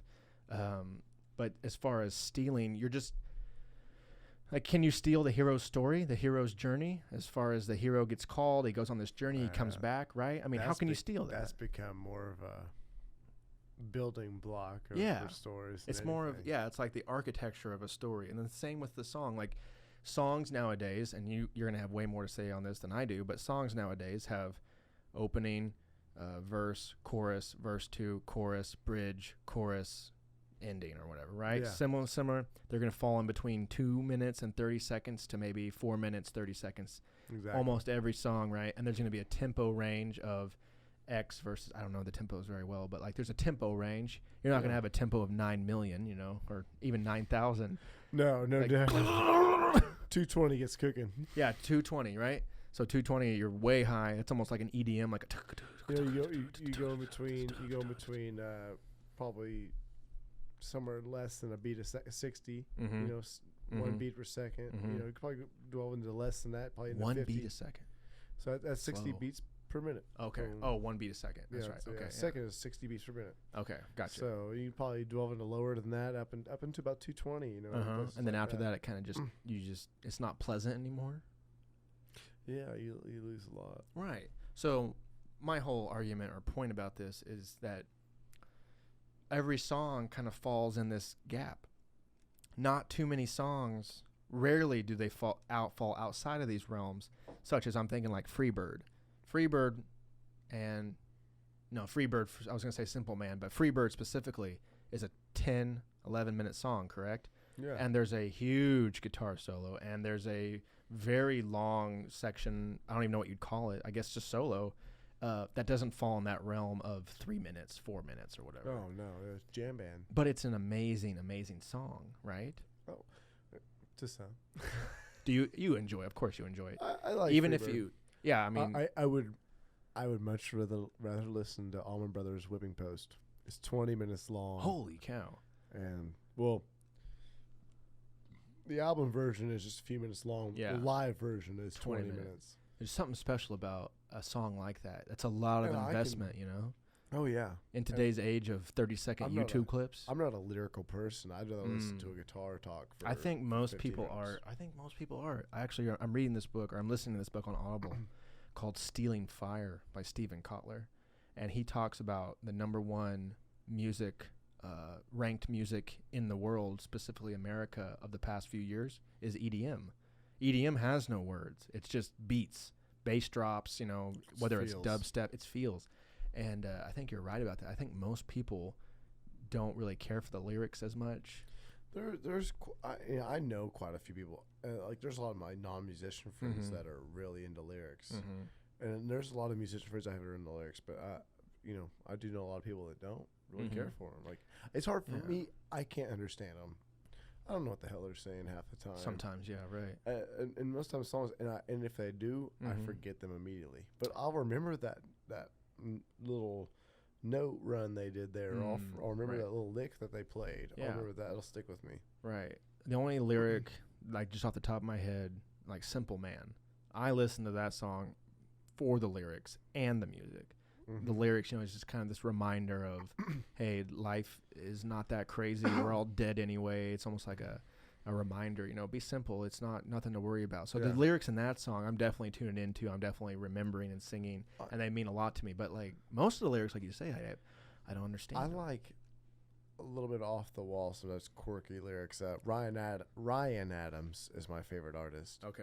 And he's got a line in one of his songs in his rock albums that he says, "If I had a car, I'd drive straight into the window of a bank I owe money to." I love a lyric like that. That's good. good. To me, it's I would do that it's too. funny, but everybody's also felt that way. Right. Like I'm Universal. so freaking pissed I can just drive into the window of a bank I owe money to. But it's just like and like as you're listening to it, you're like haha, you kind of laugh about it and just the stuff like that. But I like little lyrics like that. That's cool. That's almost is it Tom Petty that kind of has some really out there lyrics? Oh no, Neil Young. Is it Neil Young? Oh, I'm sure. I think it's Neil Young. Out there. Yeah, They're true. probably more Neil Young. Or even like a Bob Dylan, like Down by the River. Oh, Like, yeah, Bob Dylan gets a little weird. whoa, none of What these does that make mean? sense. Yeah, Yeah, exactly. it's But it's kind of cool because now you can give meaning to them. There's a song, Fleetwood Mac has the song, is it Gold Digger? Back off. Gold Dust Woman. Back off, gold. There, some of those lyrics, and Chris LaTurner has talked to me about this, that the lady, can't think of her name, she will not. Stevie Nicks. She will not talk about like the meaning behind some of the lyrics. She says they have a meaning to me, but they also have a meaning to you. And I'd rather have your meaning put on these lyrics rather than me impose my meaning on the lyrics of my own lyrics, you know. I think that's amazing. It's cool to have interpretation like that. Yeah, and allow you to interpret. And I think that's where the non-lyrical music comes into play. Like, one of my favorite types of music is movie soundtrack, or I call it trailer music, like movie trailer music, like the epic orchestra type. And now we're getting into a lot of digital stuff, but there's a thing called like the boat horn, like the, you know, you watch a trailer. Yeah. You watch. That was pretty. That was a pissed off bulldog. Yeah, there's that. There's like if you watch movie trailers, and you'll notice this, is there's usually a siren type of sound. It's like a black fades in, black fades in, back to a part of the movie, and then the orchestra picks up in the back, dun dun dun dun dun dun dun dun dun dun dun dun dun dun, coming to a theater near you. You know, that's just a basic concept of trailers. Yeah, but I love listening to that kind of music because my brain takes over and kind of paints a story of its own. So I'll just like listen to this track. It's 4 or 5 minutes. And get this completely self-invested, self-created scene in my head where either it's cool enough where I write it down, or I just kind of enjoy a little movie in my head and I go about my day like, oh, that was cool. Like there's a group called 2 Steps to Hell, or 2 Steps from Hell. Have you ever heard of them? No, I haven't. Oh, they just make up orchestra music, and it's super epic and something that you would pick a sword up and fight a goblin to or something. I mean, just something. I think it's awesome, but yeah. I know, I never heard that. Yeah, I'll play a track for you. Awesome, good. 2 Steps from Hell. Yeah, they have some great tracks. Let's see. Protectors of the Earth, that's a great song. Victory. Here, this one's great. To Glory is great. Oh, I forgot Twitch is still on. Oh, I love it. He's all. We didn't talk about it. That's okay. Oh, So you have a lot of that. Orchestra. But you feel it. Like you can kind of make up a scene in your head if you wanted to, like what's going on. Yeah. I mean, even if it's just banal as like a grocery store checker and he's like trying to get this old woman out, you know. Everything is she's epic getting her now. Yeah, everything's epic. Yeah, she's getting her coupons out and they fall and you just see them fall slow motion wise. Oh dear. I got to get him out or whatever. I don't know, but this is the kind of stuff that I love. And I mean, 2 Steps to Hell is amazing. And they're amazingly good at it too. But yeah, just speaking on the aspect of why humans, specifically our generation and young people of today, really enjoy non-lyrical tunes. Yeah, it's because you can impose your own lyrics. Another weird thing I was talking about too, though, about music today, is there's a lot of music like, and a lot of times they play the new country station at work, but in all new genre, a lot of new popular genres. Everything is like real slow.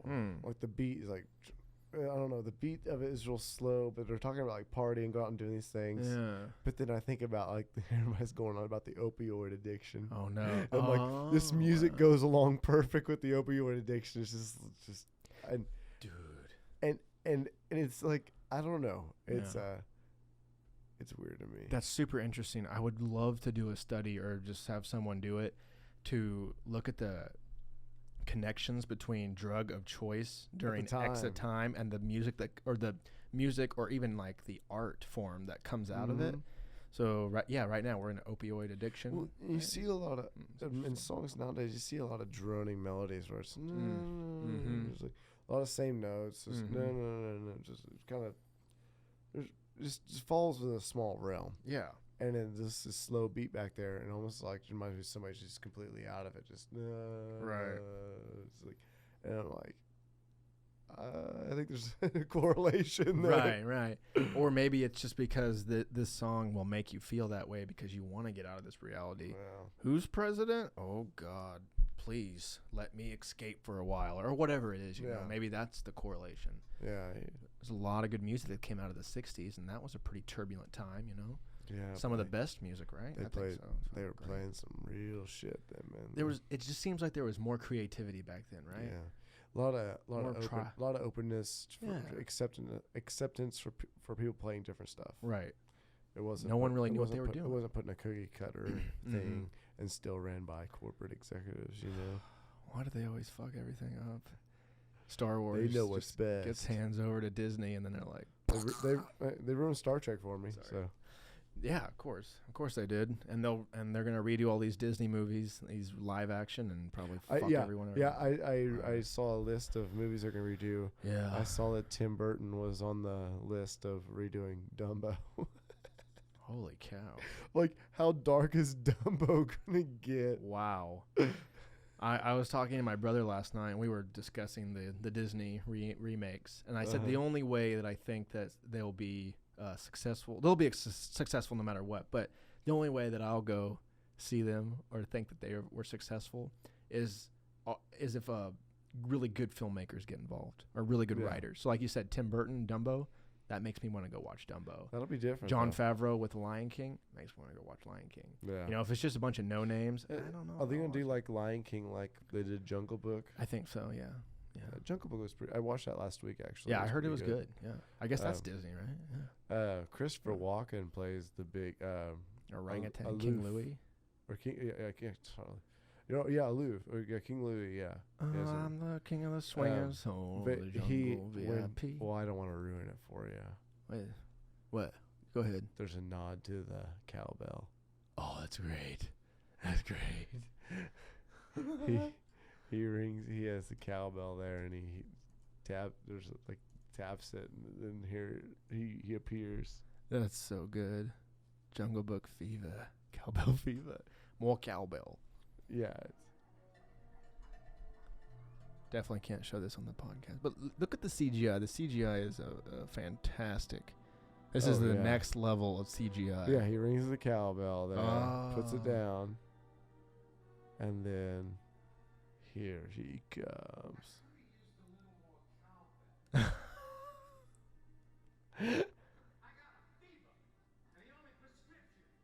No. Okay, he Wow, doesn't that actually is he doesn't actually say that. I'm pretty Okay, sure that I was was fake gonna right there. say. I'm pretty sure I don't think I was like, what in the hell? I have to go back and watch it because I'm pretty sure he didn't say that. I mean, that is very explicit. I could have used a little more cowbell. That threw me out of the story. Poor Mowgli. You know, I'm on Mowgli's side, and I just got thrust out of the story. That's amazing. Yeah, I don't think it was as verbatim as that. Whoa. That's funny. But that kind of stuff, that kind of stuff is really cool because it gives a nod to, you know, a true artist such as what's it? Yeah, it's cool. So to bring this full circle, you've been playing a lot of shows. You play with like 3 or 4. I know you don't want to talk about this, but Oh, no, yeah, I'll talk it's your about it. thing, man. You play with a couple of different bands. You ever think about just doing that full time? Oh, it's so much effort and money, and you lose money. But I mean, do you think there's a formula that you can make it a lifestyle? You know, AC/DC made it a lifestyle. I'd have to. Now, the musicians I play with, yes, they are. I mean, they are all. I mean, we're all good caliber enough. Yes, Yeah. we could go on a tour if they so choose. Mm-hmm. But you gotta be surrounded by the right people. Mainly, it's not how it's a lot. Yeah, you gotta play your instruments well, but how well are you booked? Who's managing you? Who's doing the business side for you? Right. That's a lot of it. And for me, as a bass player, being in an area that doesn't have many of them, Mm-hmm. I can play with this band and play with this band, and like say a band has a really good paying gig. Right. They don't want to turn down that really good paying gig. Right. Well, a lot of times I get included on that really good paying gig Right. because they don't want to miss out on it. And it's not about money. I have fun. I look forward to those things. Right. But yeah, it is nice to be comfortable and be able to like, there's been times where I wasn't sure how I was going to pay some bills, and I had a weekend come up where I ended up with 2 gigs.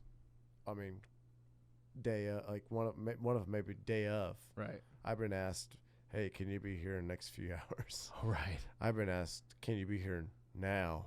Jeez. Kind of a deal. A lot of that, it does help. It helps a lot, especially like, I didn't know I was going to get this paid.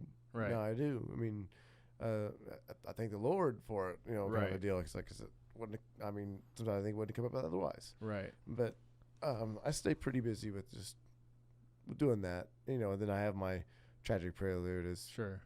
I love those guys. My brothers, we have so much fun. We play, and then play with Bill and Monica's Excellent Adventure. That's actually the longest band I've been in is Tragic Prelude. Oh, that's cool. Of my playing career, constantly.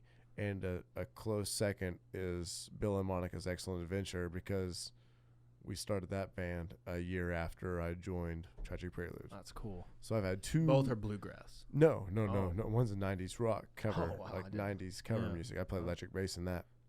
But both have been pretty steady. Both have been pretty successful, as far as we have good following, good shows, make decent money, and, and things like that, and have a good word out there. Every once in a while I get a chance to play a town festival, and things That's like always that. fun. Oh, yeah.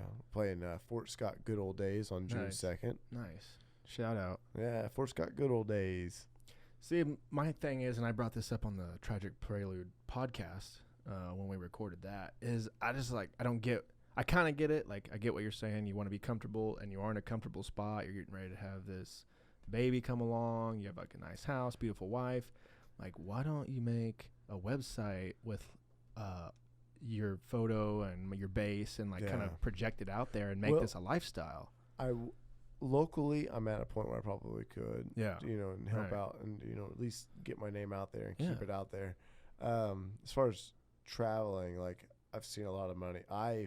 Myself have poured a lot of money into going places for nothing.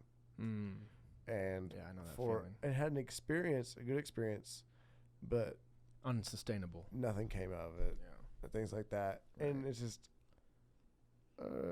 do you weigh your options? Right. What do you want to do? Right. Do you want to put effort into something that might not ever, I mean, not to be pessimistic about your goals, but Sure. what are your goals? Do I want to play music regionally and stay busy and, make some extra money? Yeah. Do I want to travel around and try to get my name out there and maybe it never happened? Right.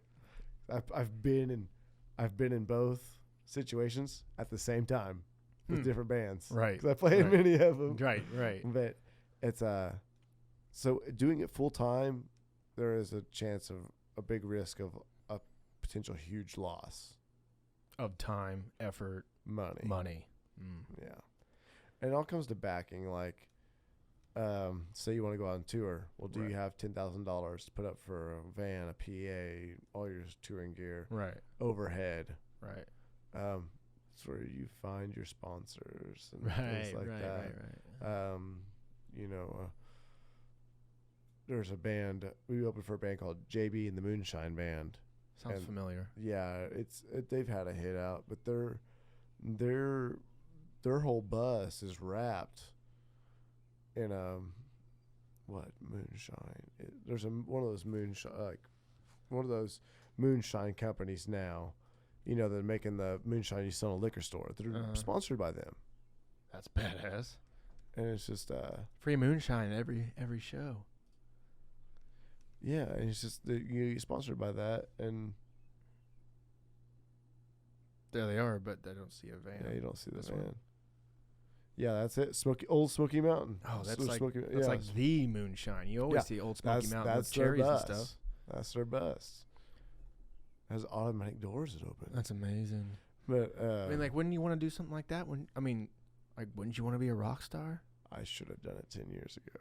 Do it now. No, I'm married now with a kid on the way. Even better. Oh God, my wife would kill me if I was gone for 2 weeks at a time. Until I've you had- showed her that check, that fat fucking check. Right before we got married, I had a band ask me to go on. They were doing tours up in North Dakota, Wyoming area, and they asked me to go on tour with them. I was like, no, I can't. And then I had another band ask me. they were needing a bass player fill in, and they were needing some shows around this area, and then they were heading east all the way up north, and their culmination of it was they were going to open for a guy named Wayne Hancock in New York State, not New York City, but New York State. Yeah. And I was like, I would love to, guys, but I'm getting married in a couple weeks. Cannot make it. Oh, bummer. And you know, that's and cool plus I don't have a job. Like, my job is schedule's open to where I can do things, but I can't take off for periods of time. Right. That's a big thing with my job as well. It's a catch-22. But Pros, cons. I'm happy to fill in and play bass for whoever needs one, though. That's cool. So I mean, as long as you're happy and you feel fulfilled and you're living the life you want to live, I mean, whatever. I get to do a lot of stuff I never thought I'd get to do. Right. So and you're a great musician. Plus, and I get to show up to places and say I'm with the band. That's always fun. I've never got to do that before. Always ridiculously stupid. What, like the access that you grant? Like you pull up to places and they're like, well, I don't really know where to go. And somebody comes like you can't park here. And like, I'm with the band. Right. I'm in the band. Sorry, sir. Oh, well, you go right up here. Right this way, sir. I'm like, well, that's fucking right. That's fucking, thank you. Don't you want that on the universal scale? Oh, flying into LAX? I'm with the band. It would be. But I think I'm one of those people that couldn't handle it. Like what, you'd spin out of control? No, I think I would just go crazy with the attention amount of people. Because you need your 9 hours alone in the car listening to wrestling podcasts. Yes. I need 4 hours of sleep at night, but I need 9 4 hours of sleep. I need 9 hours. I need 9 hours by myself. Isolation, a day. right? Yeah, kind of a deal. Here's my stipulation. Put it in my contract. Like, I won't sleep, but I will because I get, I mean, a regular sleep night to me. I go to bed at midnight, get up at 5 in the morning. Really? 5:30. And you feel fine. Yeah, I just do it. You're not tired? No, not so much. Do you drink coffee? Do you have I get tired during the middle of the day. I get tired about 2:30 every day. Yeah, like if you could take a nap, you'd be. I'd take a nap. Oh, you do take a nap. If I could, I would every the time. Right. But sometimes you don't get to. Just kind of. I think that keep yourself is busy. Yeah. I think that's like the best way to live your life in that schedule. Like, wake up early, get shit done from 5 to noon. If you need a nap. Noon, take the nap. Take an hour nap. Take 2 hour nap. Oh yeah. But then you're up till midnight. Like that. I don't know if there's a better even in my job better personally. Like I work my ass off in the morning, so I can be done by stuff. By the time I can be virtually done with what I have to do before lunch. Right. So when I go back, I piddle around. Yeah, chill out. You've gotten the day's work done. Take a nap. First few hours. Yeah, right. I've taken hour naps before. I think that's a lot of the writers of history and even current day. A lot of them are morning people. They wake up and they're fresh. Their minds are sharp. They get to go and they work on the creative thing in the morning. Because in the night, you're kind of a lot of times. Though, if I get real busy though, and I'm not allowed to have my alone time, like in the morning, it's like I just chill out, just sit there, just read my news articles. Think about what I want to think about. Right. Sometimes practice my guitar. Right. Ukulele. Whatever. You need that time. Oh yeah. It's super important to be alone. And even I can't get up and go straight to work. Yeah. You need like a buffering time. I agree. I've been in school the last 2 years, and I haven't had much of a buffering time. God bless you. Thank you, sir. I appreciate it. It's almost over. That's tough. The nightmare's almost over. But yeah, I haven't had much of a buffering time in the morning. And so sometimes on the weekends, Kelsey, my wife, and I will wake up and we'll have coffee, and we might talk for an hour over nothing. But it's so relaxing and just kind of gets you settled. And, well, it was good talking to you. I got to get going and doing this thing, or she's got to go do this thing. And by that time, the mind is settled, and I'm off, and I'm ready to get going. And like you said, buffering time is it can be very important. I think the place that people don't get enough buffering time is before bed.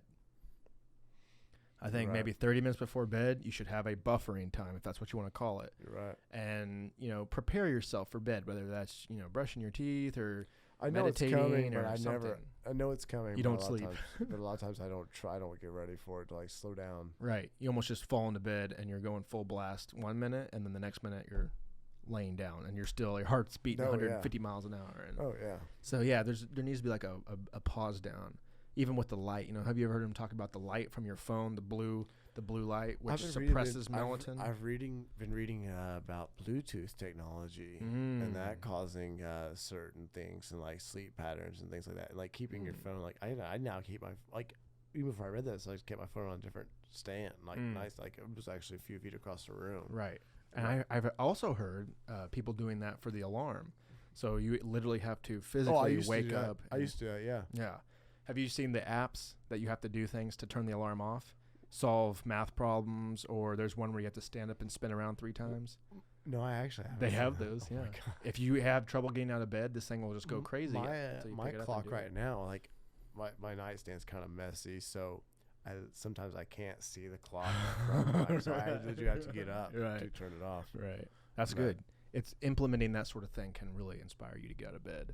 Oh yeah. If it's just blasting. Oh yeah. You hate the noise sound of an alarm clock. I wake up to music. I always put a song on, but I used to have this after a alarm. while. I had an alarm radio clock, and it was small, so the speakers weren't very big, and I just had it turned on full blast.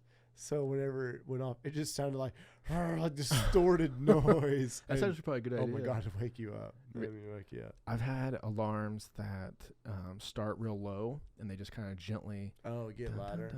I've heard of those too. So you're not jolted like, and it's like a fucking submarine's getting attacked. Like, oh God, we're gonna die. You know, your heart. I mean, I've woken up with my heart just like the general rise and in the previous alarm is much more calming. You actually wake up kind of like, oh, okay, but I mean, sometimes I need to get the hell out of bed, and that doesn't work. Yeah. I need a submarine alarm to get me going. So, message you kids, get up early. Yes, the early bird gets the worm, right? Funny enough, sometimes, yeah, it's true. Yeah. Well, you ready to call it? I about to use the restroom again. You got dinner to get to. I know I got painting to do. 2 hours and 30 minutes in. You're gonna eat Mexican food. Oh, I'm gonna homemade Mexican food. Chances are I might eat Mexican food too. Before you leave, you gotta grab one of these taquitos. Oh, well. We made homemade taquitos with cream cheese, black beans, and chicken. Oh, well, so not to keep you any longer, I love talking to you, but I love talking to you. I will be back. Damn it! I want to tell you about this Pinterest story. So on Pinterest, do you do Pinterest? No, I know people do though. So Pinterest, you have different boards, and you can keep things categorized. So I probably have like 50 boards. I have tattoo inspiration, food inspiration, just one that has like Colton with like cool DMT art and stupid shit like that. But my food one, I have 150 recipes in there, but I've never done any of them. So I was telling Kelsey the other day, let's go through our Pinterest and let's pick a recipe and let's do it. So then that's where these things came from. So anyway, you got me and my wife love some homemade taquitos. Dude. We had a friend that made it one time, and then like that just like inspired us to try it out. Seriously. They're amazing. Yeah, they're amazing. We've been trying to make we've been making homemade tortillas, but we haven't got like the right consistency for, like to make taquitos out of them yet. Okay. Still working on that one. Nice. But we've been making some homemade tortillas. I don't know if there's many other things that are better than cooking with your wife. It's amazing, dude. Oh, it's amazing. It's amazing. Especially if she's way better at than I am. Yeah, right. That always helps. Amen. Right on. All right. Thank you, Kyle, for coming on. Thank you, Colton. It's been super fun. Been a You're blast. fascinating, dude. Please come back. Please maybe sometime play some bass. Do you have any shows you want to plug? Oh, I'm playing in Overland Park the 21st. That's cool. With, Alex Lahaski and the Tippers. Nice. Nothing going on this weekend. Okay. But you play, Kyle plays at Red Ball every once in a while in Baxter Springs? Yeah, the guys are playing tonight up at Red Ball. I'm skipping to go paint. Nice. Yeah, every Thursday night is what it's been looking like. So nice. And then every year you go to the Bluegrass Festival in Winfield. Everybody should check it out. Third weekend of September. I think Kelsey and I are gonna try to go this year. Oh, badass, man! Be the first time, yeah. So Virgins. Oh shit. Winfield Virgins. That'd be great. Alrighty, everybody. Thanks for listening. Today's SciFi and Friends podcast. I hope you enjoyed it. We covered a lot of topics. We'll cover more next. We'll delve in more. I want to talk about more AI next time. Okay. Oh, we can definitely talk about that. Oh yeah. I've these books that I'm reading kind of touch on it, so I'll be a little more well versed in AI. Anyway, thanks for listening, everybody. If there's someone you want to hear on the podcast, you know what to do. Shoot me a tweet, a Facebook message, a text message. Most of you listeners are good friends of mine, so. Or if you want to come on the podcast, let me know. Let me know what you want to talk about. Once again, like I say, always we're going to get the fiber optic here pretty soon, and then we'll be able to maybe do live shows or, sweet. yeah, Skype sessions, all kinds of stuff like that. But everybody out there, have a great fucking week. It was fun once again. Love y'all. Peace. 787. 787 departure frequency notified will be 125 Dennis. 25-7, thanks. SciFi wins.